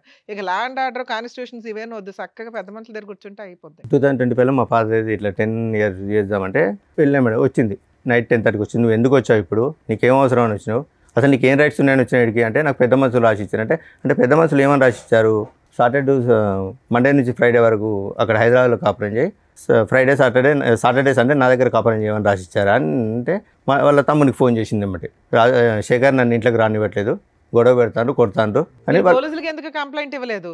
వన్స్ డైవర్స్ అయిపోయినాక అమ్మాయి ఆ సరౌండింగ్స్ కి రావడానికి కూడా లేదు, పోలీసులకు కోర్టు ఆర్డర్ లేకుండా. అదే రోజు ఆమె వాళ్ళ తమ్ముడు చేసిన తర్వాత 100 డయల్ చేసింది. మా అత్తయ్యను మా హస్బెండ్ నన్ను ఇంట్లోకి అరెస్ట్ చేస్తాను, ఇంట్లోకి రానివ్వట్లేదు చెప్తారు కదా డైవర్స్ వచ్చినాయి అంటారు పేపర్లో. అయితే కానిస్టేబుల్ ఉండి ఈ నైట్ 10 గంటలకు గొడవ ఎందుకమ్మా, మీరు ఉండి వేరే ఇంట్లోకి ఎక్కడ ఉండండి, కానిస్టేబుల్ చెప్పాడు వేరే ఇంట్లో ఉండమని. కానిస్టేబులే చెప్పాను మేడం, వేరే ఇంట్లో ఉండండి, ఇప్పుడు ఈ నైట్ ఇప్పుడు ఆమె ఏదో ఒకటి అంటే మీరు ఏదో ఒకటి అంటారు, గొడవ అవుతుంది అంటే వెళ్ళిపోయినాం మేడం. నైట్ 1 o'clock వాళ్ళ తమ్ముడు ఒక 6 రౌడీలను తీసుకొని అక్కడికి వచ్చింది. ఇప్పుడు రండి మాట్లాడదామని మా మాట్లాడడానికి లేదు మేడం, ఒక 6 రౌడీలను తీసుకొని వచ్చి మీద దౌర్జన్యం చేశారు. మా పాప ఏం చేసింది, మా సిస్టర్ని చెప్పి తీసుకొని కొట్టింది. చెప్పి తీసుకొని కొడితే లేడీస్ కొట్టుకుంటారు. మీ సిస్టర్ ని కొట్టిందా మీ అమ్మాయి? ఎందుకు గొడవ రెచ్చగొట్టాలని.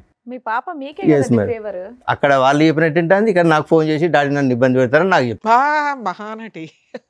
ఓకే, చిన్నపిల్ల ఏమి అనలేం. చెప్పి తీసుకొని కొట్టేసరికి మా చెల్లె మా పాపను కొట్టింది. వాళ్ళిద్దరూ కొట్టుకుంటే బయటకు వెళ్ళిండ్రు. వాళ్ళ తమ్ముడు ఏం చేసిండు, వెనక నుంచి మా అమ్మ మీద ఇంతలా రాయి ఎత్తేసిండు.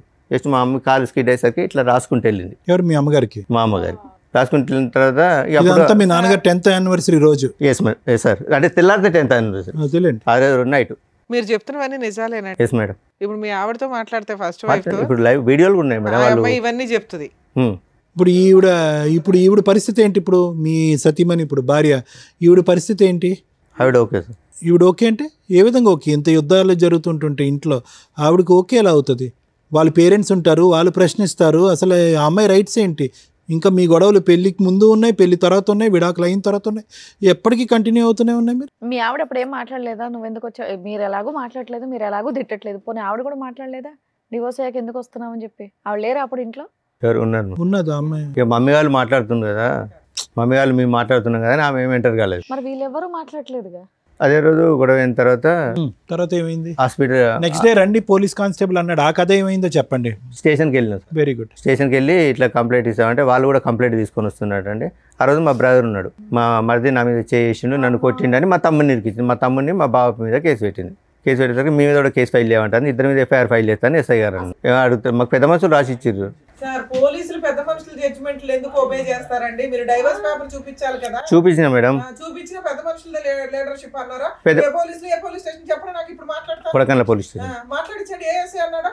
డైవర్స్ చేసిన తర్వాత మీకు పెద్ద మనుషులు మీ ఫస్ట్ వారితో కలిసి ఉండమన్నారు, ఆ ఇంట్లో ఉండమని మీకు పోలీసులు చెప్పారా? ఎక్కడ వెళ్ళలేదండి. ఇప్పుడు పోలీసులు అంటే పోలీసులు ఆ ఇంట్లో ఉండమని మీ వైఫ్ చెప్పారా? చెప్పలేదు మేడం. అంటే మీరు తీర్మానం ఇచ్చినందుకు ఆమె ఇంట్లో ఉంటుంది, ఇట్లా చేస్తుంది. మరి ఏంటి పరిస్థితి అంటే పెద్ద మనుషులు ఎస్ఐ గారికి ఏమన్నారంటే, సార్ ఇంకోసారి మేము రానివ్వము, అమ్మాయిని ఇంట్లోకి రానియమన్నాడు. అన్న తర్వాత కూడా ఇప్పుడు 3 times వచ్చింది. అది వేరే పెద్ద మనుషులు పంచాయతీలు పనికిరావు అనేది క్లారిటీ వచ్చింది. మీకు ఎస్ఐ కూడా చెప్పాడు, మీరు ఎవరు జడ్జిమెంట్లు ఇవ్వడానికి పక్కకి వెళ్ళండి అని. సరే సార్ ఇంకోసారి ఎట్లాంటి బోడి పెత్తనాలు చేయమని పెద్ద మనుషులు అన్నారు, అంతేనా? నుంచి రానివ్వం అన్నారు, వాళ్ళు సైడ్ అయ్యారు, ఆ జడ్జిమెంట్ సైడ్ అయ్యింది. మీ వైఫ్ అయినా లెక్క చేయకుండా వస్తుంది.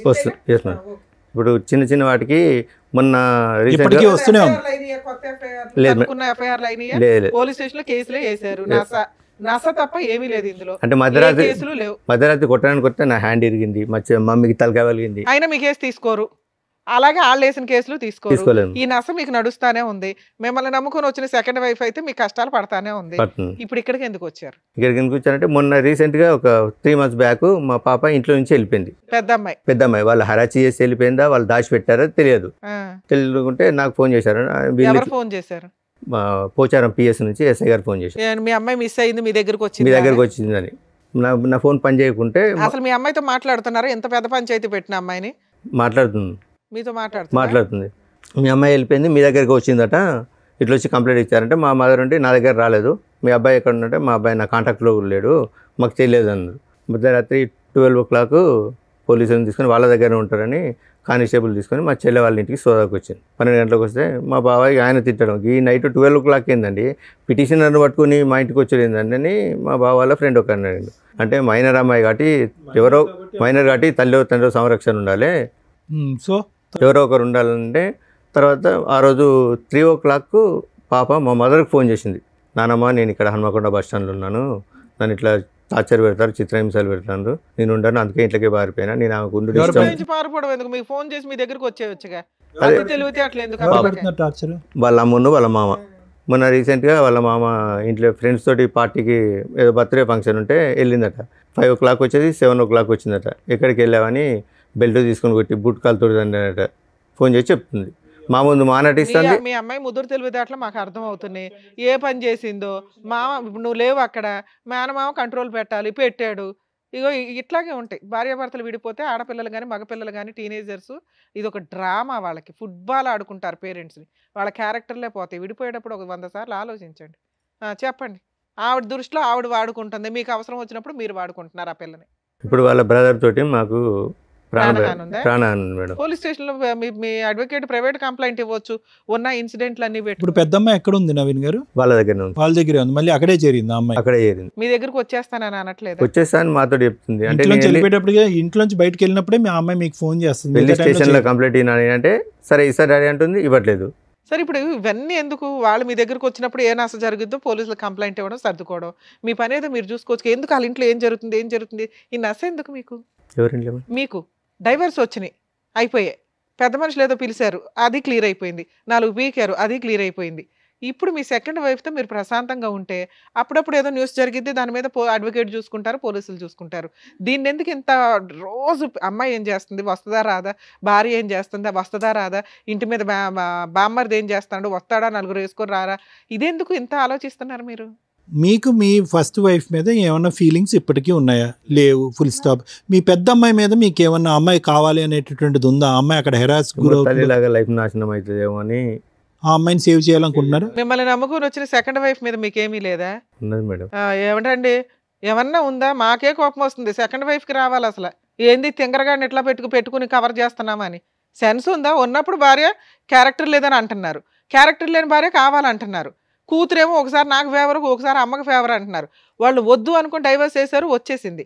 అయినా ట్రై చేశారు, రాలేదు. వన్స్ మీరు పూర్తిగా క్లోజ్ అయిపోతున్నారు, వేరే అమ్మాయిని చేసుకొని అని తెలిసినాక ఆవిడ వచ్చినాక మిమ్మల్ని నమ్ముకొని ఒక అమ్మాయి వచ్చి విత్ క్యారెక్టర్తో వచ్చి మీ పక్కన కూర్చున్నప్పుడు ఆవిడకి ఎక్కువ ఇంపార్టెన్స్ ఇచ్చుకోవాలి సెకండ్ వైఫ్కి. ఈ అమ్మాయిది చిన్న నసలు కొన్ని రోజులు జరుగుతాయి, ఆ నసలేవో క్లియర్ చేసుకోవాలా, ఊరుకోవాలా. స్టిల్ ఇప్పటికీ తవ్వుకుంటున్నారు మీరు ఇదే పనిగా. సంపాదించేది పావల, పంచాయతీలు 100. సరే ఓకే, ఇక్కడికి ఎందుకు వచ్చారు? ఇప్పుడు నా అడ్రస్ తెలుసుకోవడానికి ఏదో ఒకటి పాపని ఎర్రగా వాడుతుండ్రు, లేకపోతే అక్కడికి వెళ్ళి మా మమ్మీని అరెస్ట్ చేయొచ్చు కదా సార్. మీ చేతిలో ఉంది ఆయుధం, ఫోను. అంటే ఇంటికి వెళ్ళి మమ్మీని అరెస్ట్ చేస్తాను మేడం. మీ అమ్మగారు కంప్లైంట్ ఇస్తే అయిపోతుంది. చాలా కంప్లైంట్ ఇస్తే ఎస్ఐ గారు పెద్ద మనుషులలో అంటున్నారు కదా, అడ్వకేట్ని పెట్టుకుంటే ప్రైవేట్ కంప్లైంట్ అయిపోయాయి. Simple process. మీతో పాటు ఎవరైనా వచ్చారా? ఎవరు రాలేదు. వాళ్ళు కూడా నీతోటి మేము తిరగడం వల్ల వాళ్ళు కూడా మమ్మల్ని స్ట్రగుల్ చేస్తారని. యాక్చువల్లీ ఏంటంటే పెద్ద మనుషులు జరుగుతుంటే కూడా నా మీద అంటే మామూలుగా ఎంసీ కేసు వేసింది మేడం. అంటే ఇక్కడ మళ్ళీ పెద్ద మనుషులలో సెటిల్ చేసుకుంటే మళ్ళీ ఎంసీ తిరగాలని నేను ఫీజు కట్టట్లేదు మేడం. సార్ మీతో పాటు ఎవరైనా వచ్చారా? నా రెండో భార్య వచ్చింది మేడం. హలో అండి, మీ పేరు? శ్వేత గారు. సో విన్నారు కదండి ఇప్పటివరకు ఆయన చెప్పింది. సో మీరన్నా గట్టిగా ఏదో ఒకటి మాట్లాడొచ్చు కదా. అంటే ఇప్పుడు ఆయనకి కూతురు మీద ప్రేమ ఎక్కువ ఫస్ట్ నుంచి కూడా. నేను ఏం చెప్పినా కానీ వినే సిచ్యువేషన్ లేదు. మీరు బయట నుంచి వచ్చారన్న ఒక ఫీలింగ్ ఉంటుంది. ఒకవేళ నేను ఏమన్నా చెప్పినా అమ్మాయి వచ్చి తండ్రిని కూతుర్ని విడదీసేసింది అని అంటారని నేను ఇప్పటి వరకు కామ్గా ఉన్నాను. పైగా ఇంకోటి ఏంటంటే నేను ఒక ఆడపిల్లని, ఆ అమ్మాయి ఒక ఆడపిల్ల, ఫస్ట్ నుంచి బాధలు పడుతూనే ఉంది. అంటే వీళ్ళ పేరెంట్స్ ఆమెను ఈయన కలిసి ఫస్ట్ నుంచి ఇబ్బంది పెడుతూనే ఉన్నది అని చెప్పేసి నేను కూడా సరే మాట్లాడు అని చెప్పేసి ఊరుకున్నాను నేను.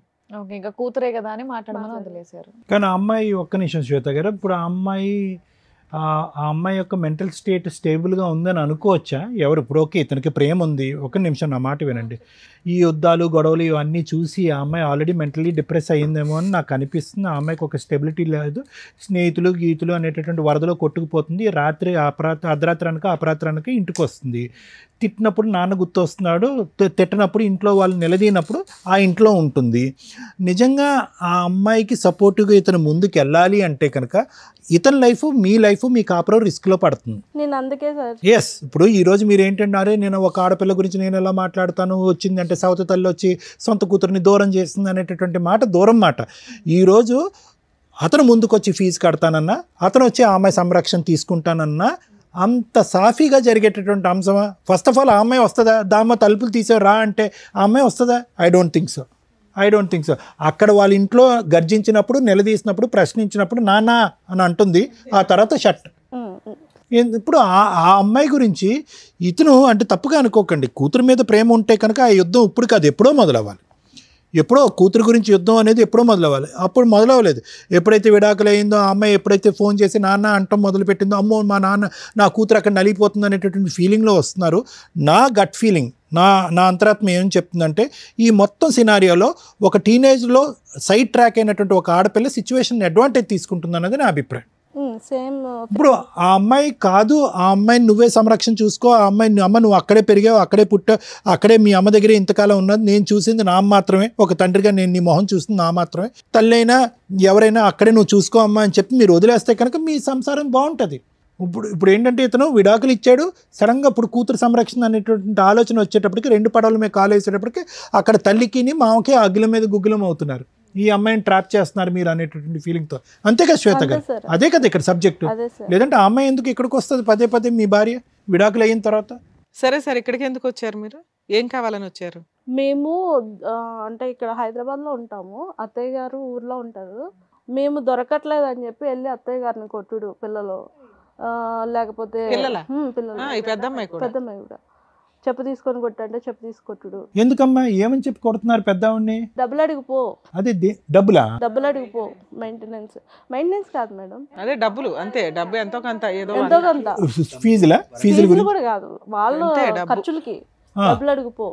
నువ్వు ఎందుకు కొట్టావు, నువ్వు ఎందుకు ఇయ్యో అని చెప్పేసి పెద్ద పాప వెళ్ళి, చిన్నదంటే తెలీదు తనకి, పెద్దది వెళ్ళి కొట్టుకుపో అంటే వెళ్ళి కొట్టడం.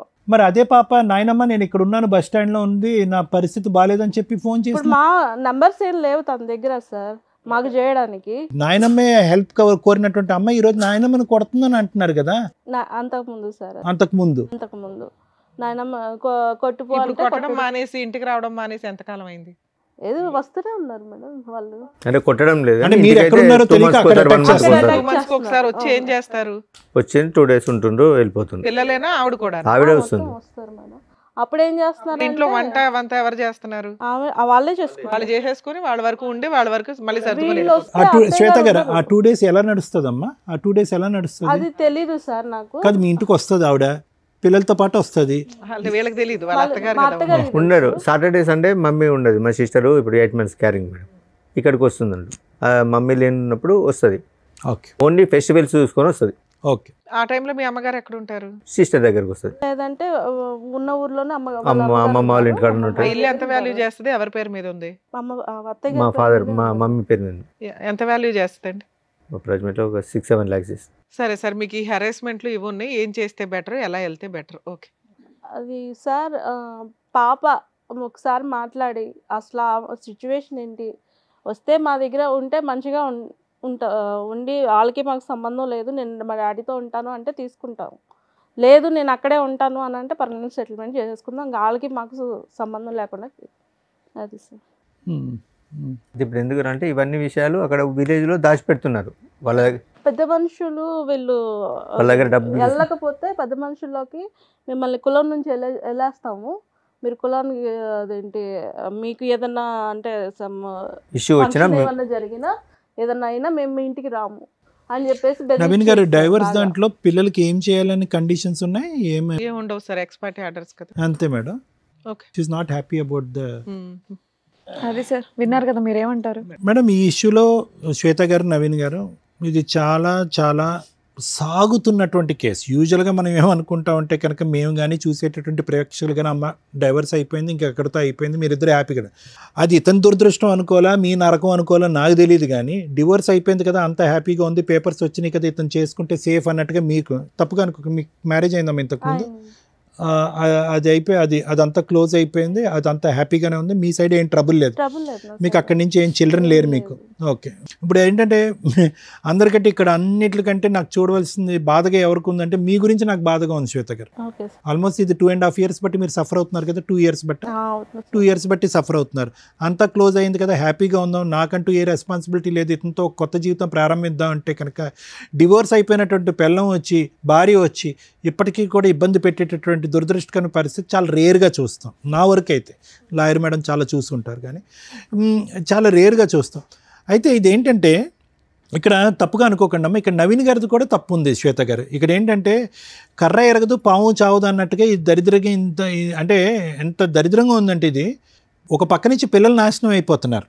ఆ అమ్మాయిలు ఇద్దరు కూడా వాళ్ళ మెంటాలిటీ ఏంటి, వాళ్ళ వ్యక్తిత్వాలు ఏంటి, వాళ్ళు చదువుకుంటున్నారా లేదంటే ఆస్తుల గురించి పోరాడుతున్నారా, దండయాత్ర చేస్తున్నారా, నాయనమ్మ ఇంటి మీద దండయాత్ర చేస్తున్నారా, లేదంటే దొరికితే మీ ఇళ్ళ మీద దండయాత్ర చేస్తున్నారా, అక్కడ తల్లి మామయ్యతో చేతులు కలిపి ఈరోజు వాళ్ళ జీవితాలు ఎటుపోతున్నాయి అనేటువంటి గత్తెప్పినటువంటి పరిస్థితిలో వాళ్ళు ఉన్నారు ఈరోజు. ఎందుకు ఈరోజు నవీన్ గారు ఇప్పుడు ఎందుకంటే ఆవిడతో మనం మాట్లాడలేదు, ఆవిడ ఉద్దేశం ఏంటి, ఆవిడ ఎవరితో ఎటువంటి సంబంధం పెట్టుకుంది అనేటటువంటి అంశం ఈరోజు ఇతను చెప్పినటువంటి దాన్ని బట్టి మనం వీ కెనాట్ డిక్లేర్ చేయటం కూడా కాదు. ఆవిడతో మాట్లాడదామని ప్రయత్నం చేసేటప్పటికి ఆవిడ ఫోన్ మాట్లాడటానికి అంగీకరించలేదు. ఇక నవీన్ గారిని ఎందుకు నేను తప్పుపడుతున్నాను అంటే 3 అంశాలు. ఒకటి తాగుడు, ఆవిడకి ఎక్కడో నమ్మకం పోయింది. ఓకే సరే, ఆవిడ వెళ్ళిపోయిన తర్వాత తాగాడా ముందు ఉన్నప్పుడు తాగాడా అనేటటువంటిది ఒకటి, అది చిన్న అంశం వేశారు, ఇప్పుడు మానేశాను కదా ఇప్పుడు ఏం తాగట్లేదని మీరు అంటారు, అది పక్కన పెట్టండి. రెండోది ఏంటంటే బాధ్యత. ఆవిడ ఏంటంటే మొదటి నుంచి ఇతను పని చేయాలి, ఇది చేయాలి, అది చేయాలంది. మూడో అంశం ఏంటంటే కనుక ఈ నాంచుడు ధోరణి ఏదైతే ఉందో ఆవిడ నాంచిందా ఇతను నాంచాడు అనేది కాదు.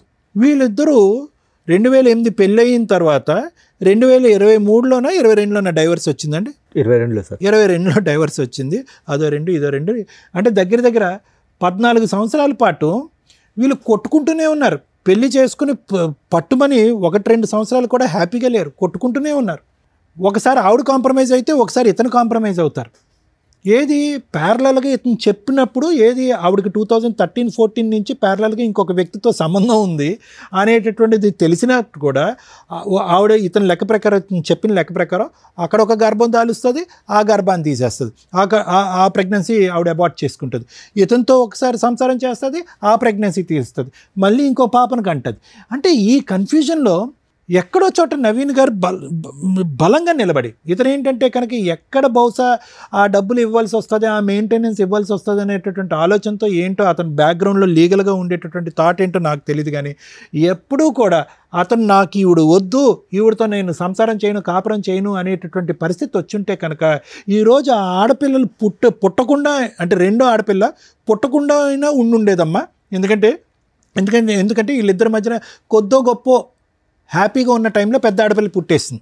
ఓకే, కానీ వీళ్ళిద్దరి యొక్క డైనమిక్స్ ఎప్పుడు కూడా బ్యాలెన్స్డ్గా లేవు, ఎప్పుడు కూడా బ్యాలెన్స్డ్గా లేవు.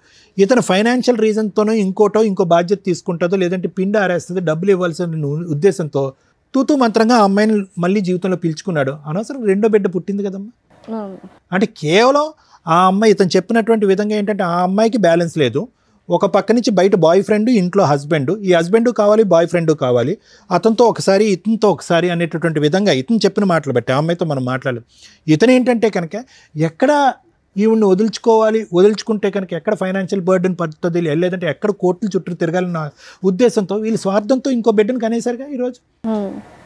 ఇప్పుడు ఆ ఇద్దరు ఆడపిల్లలే కదా ఇప్పుడు తల్లిని మించినటువంటి సైనికులు అయ్యారు.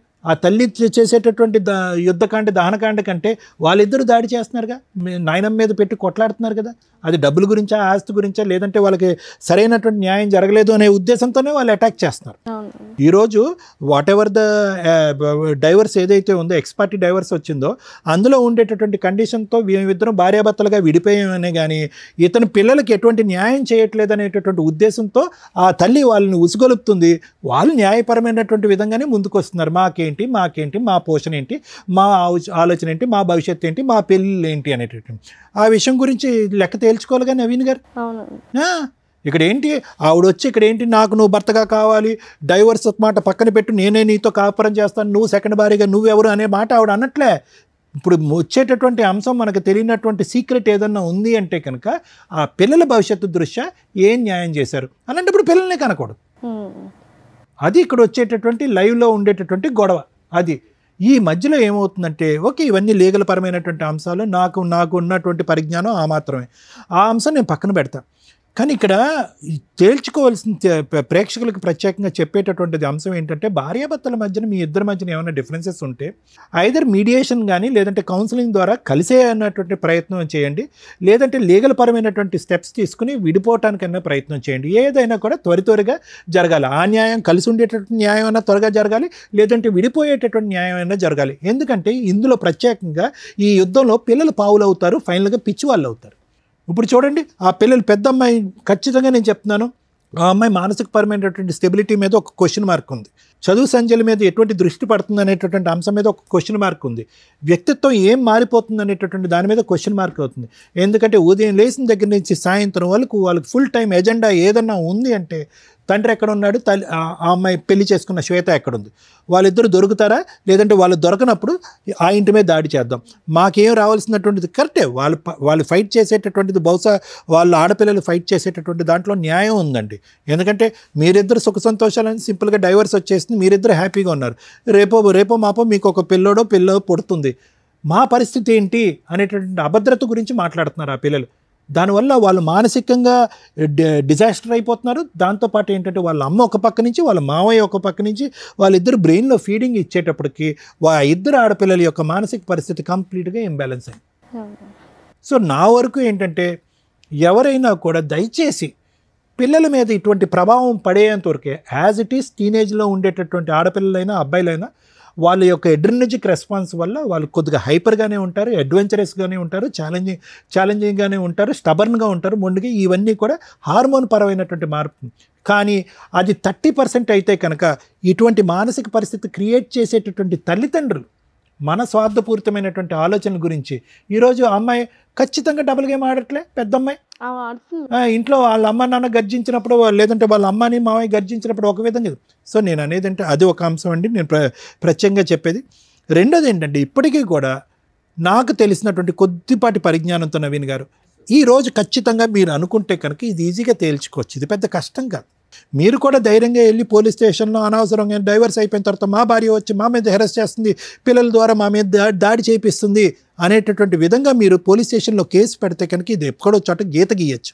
కానీ మీకున్న భయం ఏంటంటే బహుశా ఇక్కడ ఏంటంటే ఎంతో కొంత లెక్క చెప్పో ఫైనాన్షియల్గా వాళ్ళకి ఒక అడ్వాంటేజ్ ఇచ్చో, లేదంటే ఒక భవిష్యత్తు పరమైనటువంటి ఒక గ్యారంటీ ఇచ్చో మీరు బయటపడాలి. దానికి మీరు మెంటల్గా ప్రిపేర్ అవ్వలేదు. పెద్ద పాప పాడైపోతుంది, అక్కడ హెరాస్మెంట్ గురవుతుంది, వాళ్ళ అమ్మ దారిలో నడుస్తుంది కాబట్టి నేను పెద్ద పాప మీద జాలి చూపెడుతున్నానంటే కన్న కూతురు కాబట్టి మీకు ఆ ఫీలింగ్ ఉంటుంది. కానీ అది ఇక్కడ ప్రయారిటీగా మాట్లాడవలసినటువంటి అంశం కాదు, అది మనస్ఫూర్తిగా మీ ఆలోచన కూడా కాదు. ఎక్కడ పిల్లలకి లెక్క చెప్పాలో, ఏ విధంగా వాళ్ళ భవిష్యత్తును నిలబెట్టాలో, ఏ విధంగా బాధ్యత తీసుకోవాలో, ఏ విధంగా పెళ్ళిళ్ళు చేయాలో, ఏ విధంగా వాళ్ళిద్దరికి ఒక ఫైనాన్షియల్ స్టెబిలిటీ ఇవ్వాలో అనేటటువంటి ఈ ఎజెండాను చూసి బహుశా మీరు ఆ హెరాస్మెంట్కి ఒక పక్క నుంచి మీరు దాసోహం అంటున్నారే కానీ ఆ బ్యాలెన్స్, ఆ లెక్క అనేటటువంటిది తేల్చుకోవటానికి మీరు ఇష్టపడండి. మీరు ఎప్పుడైతే కనుక ఆ లెక్క అనేటటువంటి తేల్చుకుంటారో ఈ కాన్స్టెంట్గా మీ భార్య దగ్గర నుంచి కానీ, మీ కూతురుల దగ్గర నుంచి కానీ, మీకు కానీ, మీ అమ్మగారి మీద కానీ జరిగేటటువంటి హెరాస్మెంట్కి ఫుల్ స్టాప్ చెప్పలేరు అనేటటువంటిది నా అభిప్రాయం. Thank you sir. Madam sir ఇప్పుడు ఏమైనా కేసులు పెండింగ్ ఉన్నాయా? ప్రజెంట్ ఏం లేవు. మొదటి భార్య హక్కులు వర్సెస్ రెండో భార్య హక్కులు వర్సెస్ భర్త హక్కులు, వీటి గురించి కొంచెం బేసిక్ నాలెడ్జ్ ఉంటే ఈ కేసు ఇక్కడ దాకా వచ్చేదే కాదు. ఇక్కడ అప్రిషియేట్ చేయాల్సిన వ్యక్తి ఎవరు అంటే సెకండ్ వైఫ్. ఎందుకు అంటే ఒక వ్యక్తిని నమ్మి ఆల్రెడీ ఫస్ట్ ఏదో డైవర్స్ అవుతాయి, సెకండ్ వ్యక్తిని నమ్మినప్పుడు ఏం చూసింది అంటే డైవర్స్ పేపర్ చూసింది. ఏంటి డైవర్స్ పేపర్స్? ఎక్స్పార్టీ ఆర్డర్స్ వస్తే ఆ ఆర్డర్ లీగల్గా వ్యాలిడా అంటే ఆఫ్టర్ 6 months చేసుకునే మ్యారేజ్ లీగల్గా వ్యాలిడ్. ఇప్పుడు వాళ్ళ ఫస్ట్ వైఫ్ ఛాలెంజ్ చేసి అపీల్ కోర్టులో, హైకోర్టులో ప్రొసీడ్ అయితే మీరు చాలా న్యూస్ల్లో చూస్తూ ఉంటారు, డైవర్స్ కేసు పెండింగ్ ఉండగా మ్యారేజ్ వ్యాలిడ్ అని. సగం ఇన్ఫర్మేషనే మీకు తెలుసు. ఇలాంటిది వ్యాలిడ్. ఎలాంటిది? అతను ఎక్స్‌పార్టీ ఆర్డర్సో ఏదో తెచ్చుకున్నాక 6 మంత్స్ దాటిపోయినాక వాళ్ళు డైవర్స్ కేసు హైకోర్టులో అప్పీల్‌కి వేసుకున్నప్పుడు, ఈ మ్యారేజ్ డిలే లేతే లోయర్ కోర్ట్‌లోనే రీఓపెన్ చేసినప్పుడు డిలే అయిపోయింది. లిమిటేషన్ అయిపోయింది. లిమిటేషన్ తర్వాత చేసుకునే మ్యారేజ్ లీగల్‌గా వ్యాలిడ్. సో, ఆ డైవర్స్ కేస్ కంటిన్యూ అవుతూనే ఉంటది. ఫైనల్‌గా జడ్జి గారు అట్లాంటి కేసుల్లో కొంత కాంపెన్సేషన్ ఆర్డర్ చేస్తారే తప్ప, ఈ సెకండ్ మ్యారేజ్ వ్యాలిడ్ కాదు అని అనరు. సో, ఎవరన్నా జెంట్స్ గాని, లేడీస్ గాని మీకు ఎక్స్-పార్టీ ఆర్డర్స్, డైవర్స్ కాపీస్ కనుక చూపిస్తే 6 మంత్స్ కంప్లీట్ అయిందా లేదా చూసుకొని ఆఫ్టర్ 6 మంత్స్ మ్యారేజ్ చేసుకోండి. అది లీగల్‌గా వ్యాలిడ్. ఫస్ట్ వైఫ్ కానీ, ఫస్ట్ హస్బెండ్ గాని ఫైటింగ్ చేస్తున్నా కూడా మీకు ప్రాబ్లమ్ లేదు. అవి ఫర్దర్‌గా నడుస్తూ ఉంటాయి. కానీ యూజ్ ఏముంది? ఇప్పుడు ఈ సెకండ్ వైఫ్ హరాస్మెంట్ పడుతున్నట్టు లెక్క. ఆ అమ్మాయికి వేరే ఆప్షన్ లేదు. ఇక్కడ భర్త మంచోడా, చెడ్డోడా, భర్తతో హ్యాపీనెస్ ఏముంది? ఈ మంచి చెడుల గురించి ఆలోచించడం కంటే భర్త ఉంటాడా, ఓడతాడా అనే కన్‌ఫ్యూజన్‌లోకి వెళ్ళిపోతుంది. ఎందుకంటే భర్త హ్యాపీగా లేడు. ఫైనాన్షియల్‌గా సంపాదించడం మీద కాన్సంట్రేషన్ లేదు. సెకండ్ వైఫ్‌ని బాగా చూసుకునే విధం మీద కాన్సంట్రేషన్ లేదు. నా పిల్లలు, నా ఫస్ట్ వైఫ్, మా అమ్మని తంతున్నారు, మా ఇంట్లో వాళ్ళని స్టిల్ 15 ఏళ్ల నుంచి 20 ఏళ్ల నుంచి ఏ నస జరిగిందో అది సెకండ్ మ్యారేజ్ తర్వాత కూడా కంటిన్యూ అవుతుంది. ఒకవేళ ఎవరైనా అమ్మాయి గాని అబ్బాయిలకి పెద్ద ప్రాబ్లమ్ ఉండదులేండి. ఎందుకంటే అమ్మాయిలు అన్నీ కట్ చేసుకునే వస్తారు ప్రాపర్‌గా. అబ్బాయిల్ని ఎవరన్నా చేసుకుంటుంటే ఈవిడలాగా సఫర్ అవ్వకండి. ఫస్ట్ వైఫ్ తోటి లీగల్‌గా మిగతా లిటిగేషన్స్ అన్నీ క్లియర్ అవుతున్నాయా లేదా? ఇన్ కేస్ అవ్వకపోతే మీరు బాండ్ పేపర్సో, సేఫ్టీగా ఏదైనా ప్రాపర్టీసో రాయించుకోండి. మళ్ళీ మీ వైఫో, మీ పిల్లలో వస్తే పేగుబంధం ఎట్లాగో ఇప్పుడు ఈయనలాగా బాధపడుతూ ఉంటారు. ఆ నస మేము పడుతూ ఉండలేం కదా! మమ్మల్ని ఎందుకు విలన్‌గా చూపించటం? మీ అవసరం వాళ్ళకుంది, ఆళ్ళ అవసరం మీకుంది. సో, కాబట్టి మీకేం తక్కువైనట్టు కాదు. సెకండ్ వైఫ్ వచ్చినాక ఆ పిల్లలు రావడం, రాకపోవడం అనేది మీరు ముందుగా మాట్లాడుకుంటే ఈవిడ పడే మానసిక క్షోభ బయటికి చెప్పకుండా. పాపం ఆవిడ ఒక్క మాట మాట్లాడట్ల. అలాంటి క్షోభ పడకుండా ఉంటారు. సేఫ్ సైడ్‌లో ఉండండి. ఎక్స్-పార్టీ ఆర్డర్స్ తీసుకునేటప్పుడే ఇలాంటి వ్యక్తితోటి 6 మంత్స్ తర్వాత మ్యారేజ్ చేసుకుంటూ ఫస్ట్ వైఫ్‌తో ఫుల్ అండ్ ఫైనల్ సెటిల్మెంట్ అవ్వకపోతే నువ్వేంటి, నీ పిల్లలేంటి, మీ ఆస్తులేంటి, నాకేంటి? ఇది రాసుకొని ఒకవేళ మీ నసేదన్నా ఉంటే బయట చూసుకొని గుమ్మం లోపలికి తీసుకురావద్దు. నన్ను ఇన్వాల్వ్ చేయొద్దు. అలా సేఫ్‌గా చూసుకోగలిగితే చేసుకో, లేకపోతే ఇంకో సంబంధం చూసుకోవడం బెటర్ అండి అని క్లియర్‌గా మాట్లాడుకోండి. ఏదో అంటారు చూడు, ముందే మాట్లాడుకోవడం వల్ల 90% ప్రాబ్లమ్స్ క్లియర్ అవుతాయి. శ్వేత గారు విన్నారా? సో, మీరు ఇరుక్కుపోయారు. సో, మీలాగా కొంతమంది సఫర్ అవ్వకుండా ఉండడానికి ఈ రోజున మీరు ఇక్కడి దాకా వచ్చి మాట్లాడడం అనేది కొంత సేఫ్ సైడ్ అని నా ఉద్దేశం. First wife rights versus husband వీటి గురించి మాట్లాడదాం ఇప్పుడు. ఫస్ట్ వైఫ్ ఇద్దరు పిల్లలుండి అసలు పిల్లలున్న కేసుల్లో నిజంగా వీళ్ళిద్దరూ చాలా పాపం మూటగట్టుకున్నారు. వరస్ట్ ఆఫ్ వరస్ట్ తల్లిదండ్రులు ఏంటి అంటే ఈ రకంగా పిల్లల్ని ఫుట్బాల్ ఆడుకుంటున్నట్లు ఆడుకుంటుంటే నరకం కనిపిస్తుంది పిల్లలకి. దీని గురించి ప్రతి ఫ్యామిలీ కోర్ట్ జడ్జి సఫర్ అవుతారు. ఎందుకంటే పాపం వాళ్ళకి అర్థమైపోతూ ఉంటుంది. మాలాంటి వాళ్ళకి అర్థం అవుతూ ఉంటుంది. అరే పిల్లలు ఇంత సఫర్ అవుతారు, భవిష్యత్తులో వాళ్ళు మేబీ ఇప్పుడు చిన్నోళ్ళు అవ్వచ్చు. కానీ అమ్మ దగ్గర పెరుగుతారు 90% మన ఇండియన్ జ్యూరిస్డిక్షన్స్ ప్రకారం, రెస్పాన్సిబిలిటీస్ ప్రకారం. ఎందుకంటే స్టెప్ మదర్స్ సరిగ్గా చూడరని. అలాగే తండ్రి తను తానే చూసుకోలేక ఇంకో పెళ్లి చేసుకుంటాడు. ఇంకా పిల్లల్ని నేను చూసుకుంటాడు. 99% అలాగే ఉంటారన్న ఉద్దేశం. మెజారిటీకి ఎప్పుడు ఇంపార్టెన్సీ ఉంటుంది కాబట్టి తండ్రికి కస్టడీ అనేది ఇవ్వరు చాలా సందర్భాల్లో. ఆ కస్టడీ తీసుకుంటే ముందు అబ్బాయిని కాపాడుకోలేం. ఎందుకంటే అది కన్ఫ్యూజింగ్ లైఫ్ స్టైల్ అవుతుంది. ఉంటే ఎవరో ఒకళ్ళ దగ్గర వేరే కంట్రీలో లాగా మనం పులిహార పంచుకున్నట్టు పంచుకోవడం, నీ పిల్లలు నా పిల్లలు కలిపి మన పిల్లలతో ఆడుకుంటారనే పంచాయితీ ఉండదు. సో, తల్లికే ఇస్తారు ఎక్కువగా. ఇక తను వేరే మ్యారేజ్ చేసుకుంటుందా, చేసుకోదా, ఇక వాళ్ళ లైఫ్ స్టైల్ అది వేరు. ఇలాంటి కేసులో పిల్లలు తల్లి కొడుతుంటే, తిడుతుంటే, క్యారెక్టర్ గురించి ఎక్స్‌ప్లెయిన్ చేస్తుంటే తండ్రి దగ్గరికి పారిపోతూ ఉంటారు. వీళ్ళ ఫస్ట్ అమ్మాయి ఒక ఎగ్జాంపుల్. అలాగే తండ్రి ఏదన్నా చెప్తూ ఉంటే తల్లి దగ్గరికి పారిపోతారు.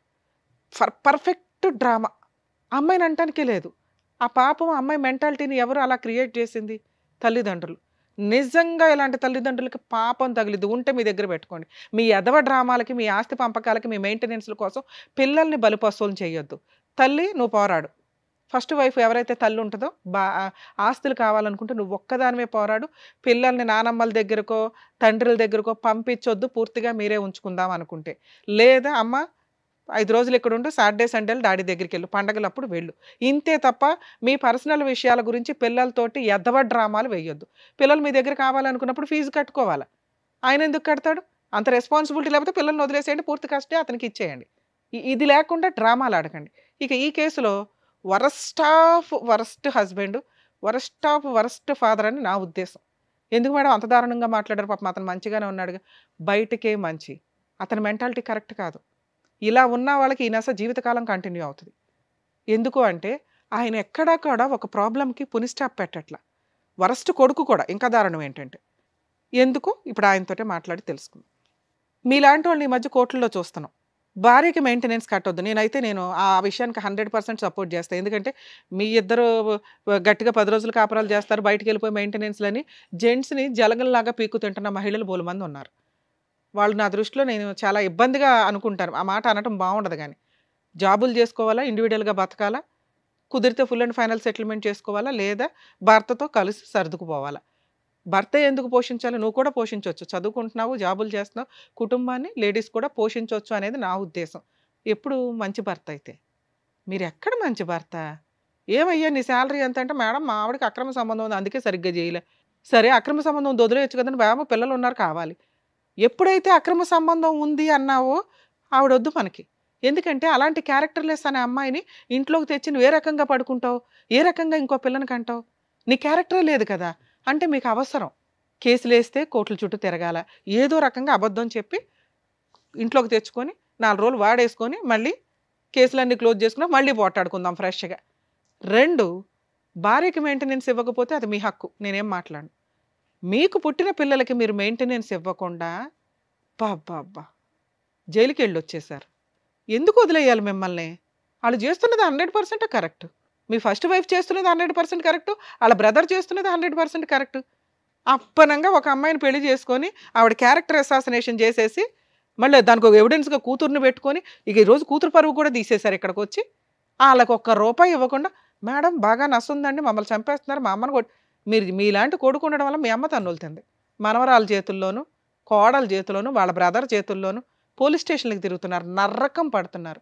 వీటన్నిటికీ రీజన్ ఏంటో తెలుసా? మీ బిహేవియర్. మీరు ఒక ఇంటర్ చదివో బయటకు వచ్చిన పిల్లలు కూడా ఈ రోజున 15,000 అన్న మాట నేను వినట్ల. కనీసం 20-25కి వచ్చేసరికి వాళ్ళు ఆటోమేటిక్గా 30లు 40లు సంపాదిస్తున్న సొసైటీలో మనం ఉన్నాం. మీరు స్టిల్ ఇప్పటికీ 15,000 అని చెప్తున్నారు తెలుసా? 18 మేడం. 18 చూసారా? 3,000 మీకు చాలా. ఆఫ్టర్ ఆల్ సార్ ఈరోజు మనం ఒక చోట నుంచి ఇంకో చోటకి వెళ్తే 3,000 ఈజీగా అయిపోతాయి. అలాంటి 18,000 మీరు ఎన్ని రోజుల నుంచి సంపాదిస్తున్నారో నాకు అర్థం కాల. ఈవిడికి చెప్పడానికి ఏదో జాబ్ చేసి ఉంటారు, అదే కంటిన్యూ. కానీ ఇక్కడ మీరు కరెక్ట్గా లేరు కదా, అది క్లియర్ చేసుకోవాలి ఫస్ట్. ఓకే, నన్ను ఎవరో ఒకరికి న్యాయం చేయండి. మిమ్మల్ని నమ్ముకుని ఒక అమ్మాయి వచ్చింది, ఈవిడే మీ లైఫ్. ఇంకా పిల్ల, రెండో పిల్ల, ఫస్ట్ భార్య ఇవి కాదు. ఈవిడికి ఫస్ట్ అమ్మాయికి నేను న్యాయం చేయాలా, రమ్య గారు చెప్తున్నారు. పిల్లలకి న్యాయం చేయాలా, రమ్య గారు చెప్తున్నారు. కన్న తల్లికి న్యాయం చేయాలా, రమ్య గారు చెప్తున్నారు. నన్ను నమ్ముకొని ఇంకో అమ్మాయి వచ్చింది, ఆవిడకన్నా న్యాయం చేద్దాం, ఇక్కడ నుంచి కొత్త లైఫ్ స్టార్ట్ చేద్దాం అని అనుకుంటే ఇంకోసారి ఇట్లాంటి స్టేజ్ మీద కూర్చోకండి. ఏం చేయాలి మరి? ఈ అమ్మాయిని కాపాడాలంటే వాళ్ళకి న్యాయం చేయాలి.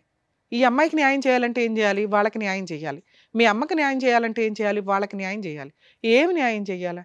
ఉన్నది ఒక 6 లక్షల ఇల్లు, అది మీ అమ్మగారిది. ఉన్నది ఒక 1/2 ఎకరం, అది 3 వాటాలు. అంటే మీ దగ్గర ఏమీ లేవు పంపకాలు చేయడానికి. మీ అమ్మగారి తదనంతరం మిగిలేదు కూడా 1 లక్షే, ఆ ఇల్లు మీ ముగ్గురు పంచుకుంటే. అర్థమవుతుందా? ఎక్కడో 1 లక్ష, అక్కడో 2 లక్షలు, 3 లక్షలు మీ దగ్గర ఉన్న పంచాయతీ. ఆ అమ్మాయికి ఫుల్ అండ్ ఫైనల్ సెటిల్మెంట్ అవ్వకపోతే భూమి బద్దలైనా మీకు ఈ ప్రాబ్లం సాల్వ్ అవ్వదు. పోనీ మీరు అక్కడెక్కడన్నా దాన్ని పునిస్టాప్ పెడుతున్నారా? పెట్టట్లా. ఏ పెద్ద మనుషులు సార్ డైవర్స్ వచ్చిన తర్వాత అమ్మా నువ్వు వెళ్ళి కలుసుండు అనేది ఎందుకన్నారో తెలుసా? ఆ పెద్ద మనుషులు ఆ అమ్మాయికి పిల్లలకి న్యాయం చేయడం కోసం. పిల్లలు ఉన్నారు కాబట్టి మీరు కలిసి ఉండండి అల్లా. పిల్లల్ని రోడ్డు మీద వేసేవరా నువ్వు? ఆ పిల్లలు ఉండడానికి షెల్టర్ కావాలని మీ ఇంట్లోకి పంపించారు అంతే తప్ప వాళ్ళు మీకు అన్యాయం చేయలేదు, ఆ అమ్మాయికి ఏమి న్యాయం చేయలే. కానీ లీగాలిటీ ఒకటి ఉందిగా, వన్స్ డైవర్స్ వచ్చినాక ఫోర్స్ఫుల్గా మీ అమ్మగారి ఇంట్లోకి అంటే అత్తగారి ఇంట్లోకి ఫోర్స్ఫుల్గా వెళ్ళే రైట్స్ ఏ కోడలికి ఉండవు తల్లి. ఈయన మీద ప్రాపర్గా కేసులు వేసుకొని ఉంటే సరిపోయేది. ఎంత తెలివితేటలంటే వరస్ట్ ఫాదర్ అని నేను ఎందుకు అన్నానంటే, పిల్లలకి ఇవ్వాల్సిన 2 లక్షలు మీరు అరేంజ్ చేసుకోకుండా 1 మంత్ జైలుకి వెళ్ళారండి. సరే ఆ అమ్మాయికి ఇవ్వాల్సింది ఇవ్వద్దు, పిల్లలకు ఒక 50,000 సర్దుకోవాలిగా. మేడం నేను 50,000 ఇస్తానండి, వాళ్ళు మొత్తం ఏ కోర్టు కూడా మీకున్న 1,50,000 2 లక్షల ఎరియర్స్లో మేడం నేను 2 రోజులు 50,000 కడతాను అంటే ఖచ్చితంగా మీకు టైం ఇస్తారు. సరేనా 50 కట్టండి, 1 వీక్లో కట్టే అంటారు తప్ప ఎన్ని డేట్లు ఇస్తారో తెలుసా? ఎందుకంటే ఆ అమ్మాయికి పిల్లలకి న్యాయం చేయాలి. ఎందుకంటే ఈడెవరో అని అర్థమైపోద్ది వాళ్ళకి. వచ్చినంత వసూలు చేసి పెడదామని జడ్జెస్ డేట్ ఇస్తూనే ఉంటారు. మిమ్మల్ని జైలుకి పంపిస్తే వాళ్ళకి ఏమి రావు. క్లియర్, అక్కడతో క్లియర్. అర్థమవుతుందా? అమ్మ ఇలాంటి కేసుల్లో హస్బెండ్ ఏమి ఇవ్వకపోతే జైలుకి వెళ్తే వెళ్ళనివ్వడు, వాళ్ళకి బుద్ధి వస్తుంది. కానీ అలవాటు అయిపోయింది ఇక్కడ. సో పిల్లలకి మెయింటెనెన్స్ వసూలు చేసుకునే హక్కు మీకు ఉంటుంది. ఈ రకంగా నసగా వెళ్ళటం కరెక్ట్ కాదు. ఎందుకంటే ఇప్పుడు ఈ ఎఫెక్ట్ మీ జీవితం మీద పడింది, ఇతని జీవితం మీద పడింది, పిల్లల మీద పడుతుంది. ఇంకెంత పాపం మూట కట్టుకుంటాం? ఎప్పుడైతే జైలుకి వెళ్ళాడో ఆయన క్యారెక్టర్ అధపాతాళానికి వెళ్ళిపోయింది. పిల్లలకి మెయింటెనెన్స్ ఇవ్వకుండా వెళ్ళిన వ్యక్తి విషయంలో పెద్ద మనుషులు కానీ కోర్టులు కానీ ఏమీ చెయ్యవు, వేస్ట్. ఇంకా అట్లాంటి వాళ్ళు ఉన్నా వేస్ట్ అనుకోండి. దయచేసి పెద్ద మాట మాట్లాడా, మీకు అర్థమైతే బెటర్. కనీసం పిల్లల్ని ఎట్లా ప్రొటెక్ట్ చేసుకోవాలి, పిల్లల్ని ఎట్లా చదివించుకోవాలి. గవర్నమెంట్ చదువులు చాలా ఉన్నాయి తల్లి, చదివించుకోండి. వాళ్ళని ఫుట్బాల్ లాగా ఆడితే రేపొద్దుట ఇవే లక్షణాలు పిల్లలకు వస్తాయి. మీలాంటి తల్లుల దగ్గర పెరిగితే వాళ్ళు ఏం సొసైటీలో ఎలా తండ్రి అంటే ఏంటి, భర్త అంటే ఏంటి, కుటుంబం అంటే ఏంటి తెలియదు. క్రూయల్గా మారిపోతూ ఉంటారు. వాళ్ళకి వాళ్ళు ఏదో చేసుకుంటూ ఉంటారు, సర్వనాశనం అయిపోవాలి డబ్బు కోసం, అంతే. క్యారెక్టర్లే పోతాయి తల్లి, అర్థం చేసుకోండి. మీ పిల్లల కోసం మేము బాధపడుతున్నాం ఇక్కడ. మీ వైఫ్ ఎవరన్నా విని ఉంటే కనుక, ఫస్ట్ వైఫ్ తల్లి రిక్వెస్ట్ చేస్తున్నాను, ఇక వదిలేయండి ఆయన్ని. జస్ట్ కోర్టులో మెయింటెనెన్స్ కేసు ఒకటి వేసుకోండి. మీరు ఎలాగో ఇంకో పెళ్లి చేసుకోరు, ఆయన మెయింటెనెన్స్ కట్టకుండా అప్పుడప్పుడు జైలుకి వెళ్తూనే ఉంటాడు, వెళ్ళనివ్వండి చాలు. పిల్లల ఫీజులు మీరే కట్టుకోండి, ఎందుకంటే ఆయన కట్టడు. మేము ఈరోజు కట్టమని చెప్పినా కూడా ఆయనకు అర్థం కాదు, ఇక్కడ నుంచి సర్దుకొని వెళ్తాడే తప్ప. అంత పర్ఫెక్ట్ వ్యక్తి. సార్ మీ విషయానికి వస్తే, మమ్మల్ని నమ్ముకొని వచ్చారు కదా, మీకు కాస్త లా అండ్ ఆర్డర్ ఉంటుందిగా, న్యాయం చెప్పాలి, చెప్తాం. మీ అమ్మగారిని ప్రొటెక్ట్ చేసే రైట్స్ మీకు చాలా ఉన్నాయి. మీరు ఎక్కడా కూడా ప్రాపర్ వేలో వెళ్ళట్లా. రూపాయి వదలకూడదు, అందరూ వెళ్ళిపోవాలా, డ్రామాలు ఆడేయాలి. ఇది కరెక్ట్ కాదు. మీరు మారండి ఇప్పటికైనా. ఇక చిన్న వయసులో ఉన్నారు, ఇంకా బోల్డంత లైఫ్ ఉంది, ఒక మంచి అమ్మాయి దొరికింది మీకు. మీరు ఇక్కడ బ్రెయిన్లో ప్యూర్గా అవ్వకపోతే ఇది ఇలాగే కంటిన్యూ అవుతుంటుంది. ఈవిడ ఎంతకాలం భరిస్తారో ఒకసారి ఆలోచించుకోండి. సో ఇప్పుడు పిల్లలకి మిమ్మల్ని ఏదో ఇచ్చే సెటిల్ చేసుకోండి అంటే వాళ్ళ ముగ్గురికి కలిపి మీరు ఆ పెద్ద మనుషుల దగ్గర కూర్చొని, మా ఇంటికి రావద్దు, మా అమ్మ దగ్గరికి రావద్దు, ఫుల్ అండ్ ఫైనల్ సెటిల్మెంట్ ఇదిగోండి, నేను 50,000 ఇవ్వగలను, 1,00,000 ఇవ్వగలను, తీసుకుంటారా, ఇంకా నా ఇంటికి రావద్దు, అగ్రిమెంట్ రాసి పడేసి మెయింటెనెన్స్లో ఏదైనా లోక్ అదాలత్లో పెట్టుకోండి. ఎందుకంటే మీ వైఫ్ని మేము నమ్మలేము. పెద్ద మనుషుల దగ్గర కాదు, కోర్టులో ఏ కేసుల ద్వారా కాదు, legal cell authority Lok Adalat అని ఒకటి ఉంటుంది. మీరు ఎక్కడైతే ఉంటారో అక్కడికి వెళ్ళి మీది అవుట్ ఆఫ్ కోర్టు సెటిల్మెంట్ అయితే అక్కడ కూర్చొని ఫుల్ అండ్ ఫైనల్ సెటిల్మెంట్ చేసుకుని అందులో రాయించుకుంటే భవిష్యత్తులో పిల్లలు కానీ, ఆ అమ్మాయి కానీ, మీ మీద కానీ, మీ ఆస్తుల మీద కానీ ఏ కేసులు వేయడానికి ఉండదు. 1,00,000 మాట్లాడుకుంటారు, 2,00,000 మాట్లాడుకుంటారు, మీ తాహత కొద్దిగా మాట్లాడితే మీరు సేవ్ అవుతారు, ఈవిడ సేవ్ అవుతుంది. ఇక 2, మేడం వాళ్ళు ఒప్పుకోలేదు, నా తాహత అంతే, నేను 1,00,000 ఇస్తానన్నాను, వాళ్ళు యాక్సెప్ట్ చేయలేదు, వాళ్ళు 50,00,000 అడుగుతున్నారు, నేను ఎక్కడో అప్పు చేసి మా తమ్ముడు వీళ్ళు వాళ్ళు తలా పంచాయతీ పెడితే 2,00,000 అయినాయి, అయినా వాళ్ళు ఒప్పుకోవట్లేదు అంటే మీ అమ్మగారి చేత కోర్టులో మీకు ఒక అడ్వకేట్ని పెట్టుకోండి. ఫస్ట్ అడ్వకేట్ ద్వారా మీ అమ్మగారి చేత ఒక డొమెస్టిక్ వైలెన్స్ కేసు కానీ, ఇంజెక్షన్ ఆర్డర్ కానీ, రిస్ట్రైన్ ఆర్డర్ అంటారు, నా సరౌండింగ్కి వీళ్ళు ఎవరు రావద్దు, ఎవరైతే ఫోర్స్ఫుల్గా వస్తున్నారో ఆ వ్యక్తులు రావద్దు అని చెప్పి కోర్టులో కేసు ఫైల్ చేసుకునే రైట్స్ మీ అమ్మగారికి ఉంటే ఆవిడ తరపున మీరు ఒక అడ్వకేట్ని పెట్టి ఒక కంప్లైంట్ వేయించండి. Just restrain order, civil proceedings. అది ఆవిడ ఇంటికి ఇంకెవరు రారు. ఎవరు? మీ ఫస్ట్ భార్య, పిల్లలు, ఇలా అడిగే రైట్స్ మీ అమ్మగారికి ఉన్నాయి. ఆవిడ కుటుంబం వేరు, ఆవిడ రక్షణ వేరు, మీరు వేరు. ఓకే, ఇక మీరిద్దరు ఎక్కడైతే సీక్రెట్గా ఉంటారంటున్నారో అది ఉండడం బెటరే. మీరు ఎప్పుడైనా ఓ 2,00,000 ఇచ్చి సెటిల్మెంట్ చేసుకుంటాము, ఓ 5,00,000 ఇచ్చి సెటిల్ చేసుకోగలం, ఓ 10,00,000 ఇచ్చి సెటిల్ చేసుకోగలం అన్నప్పుడు బయటకు వెళ్ళి పెద్ద మనుషులతో మాట్లాడుకోండి. ఇక 2వ ఆప్షన్, మీకు ఏదో ప్రాణహాని ఉంది, టెన్షన్గా ఉంది, మీరు ఏదైనా కంప్లైంట్ వేయొచ్చు. ప్రైవేట్ కంప్లైంట్ అంటారు. ఎందుకంటే మీ దగ్గర అంతకుముందు ప్రాబ్లమ్స్ అయినవి ఉన్నాయి కదా, అవన్నీ కూడా ఎవిడెన్స్లు పెట్టుకొని జస్ట్ ఎప్పుడైనా మీరు బయటకు దొరికేశారు, బయటకు దొరుకుతున్నాం అనిపిస్తే ప్రైవేట్ కంప్లైంట్ ఫైల్ చేయండి. మీకు కూడా ప్రొటెక్షన్ వస్తుంది. మీ మదర్ది వేరే, మీరు ఉండవసరం లేదు, అడ్వకేట్ని పెట్టి వేయించండి. మీ మదర్ తరపున లాయర్ ఫైట్ చేస్తారు, మీ మదర్ కూడా కోర్టులకు వెళ్ళవసరం లేదు. మీ తరపున వచ్చి మీరు అడ్రస్ చెప్పాల్సి వస్తుంది. కాబట్టి మీరు ఇప్పుడు వేసుకుంటారా, తర్వాత వేసుకుంటారా, మీ ఇష్టం. మీరు కూడా ప్రొటెక్షన్ కోసం ప్రైవేట్ కంప్లైంట్ వేసుకోవాలి. మీ ప్రాబ్లం ఎప్పుడు సాల్వ్ అవుతుంది? ఫుల్ అండ్ ఫైనల్ సెటిల్మెంట్ అయిన రోజే సాల్వ్ అవుతుంది. అమ్మ ఫస్ట్ వైఫ్కి చెప్తున్నాను, ఇందాక చెప్పాను క్యారెక్టర్ల గురించి, పిల్లల గురించి. అలాగే మీ క్యారెక్టర్ని ఇక్కడ ఎవ్వరూ ఏం మాట్లాడట్లేదు తల్లి. ఎందుకంటే మీ హస్బెండే మాకు నచ్చల, నాకు నచ్చల. ఎందుకు అంటే ఆయన మీ గురించి చాలా ఎలిగేషన్స్ చెప్పేశాడు. పిల్లలు ఉన్నారు కాబట్టి అవి నిజం కాదని అనుకుందాం. ఎందుకంటే మీ అమ్మాయి మాటలు కూడా మేము నమ్మం. మీ కూతురే వచ్చి చెప్పిందండి, ఆయన దగ్గర ప్రాపర్ ఎవిడెన్స్ లేదు, మీ ఆయనే నమ్మాడు నిన్ను. మా ఆవిడ మంచిదండి అనే నీతో ఇంకోసారి పిల్లలకి అన్నాడు. సో మీ పిల్లలు ఉన్న కేసుల్లో మీ క్యారెక్టర్ని మేము ఇక్కడ ఎవ్వరూ మాట్లాడట్లా. మీరు క్యారెక్టర్ లెస్సా, అబ్బాయితో అక్రమ సంబంధాలు ఉన్నాయా లేదా అని. మీ కూతురు చెప్పింది కూడా మేము నమ్మట్లేదమ్మా, ఎందుకంటే ఆ అమ్మాయి మైనరు, అలాగే ఆ అమ్మాయి చాలా అబద్ధాలు, అక్కడ మాటలు ఇక్కడ, ఇక్కడ మాటలు అక్కడ, ఎంటర్టైన్ అవ్వడం కోసం చెప్తుంది. సో మీ క్యారెక్టర్ని మేము ఇక్కడ ఏమీ మాట్లాడట్లేదు. ఇక 3, పిల్లల మెయింటెనెన్స్ కోసం మీరు ఒక ఎంసీ కేసు ఫైల్ చేసుకోండి. ఆయన దొరికితే జైలుకి వెళ్తూ ఉంటాడు. ఇట్లాంటివి ఆయన్ని జైలుకి పంపించడానికే మీరు చూసుకుంటూ ఉండండి ఆ ఎంసీ ద్వారా, లేదా అప్పుడు ఫుల్ అండ్ ఫైనల్ సెటిల్మెంట్ చేసుకుంటాడు. దయచేసి అత్తగారి దగ్గరికి వెళ్ళకండి అమ్మా, ఎందుకంటే ఆవిడే ముసలావిడ. ఎందుకు ఇవన్నీ ఇప్పటికే బోళ్ళంత ఏమో చేస్తే ఇవన్నీ కష్టాలు వస్తున్నట్టు లెక్క, అవి పిల్లలకి ఇబ్బంది కూడా అవుతున్నాయి. ఇది నా personal request madam. Thank you madam. So అదండి, సో మేడం చెప్పింది మీకు క్లియర్గా అర్థమైంది అనుకుంటాను. సో చెప్పినట్టుగా చేయండి అండ్ మీరు కూడా జాగ్రత్త. Thank you. Thank you. So thank you so much sir. Thank you so much madam.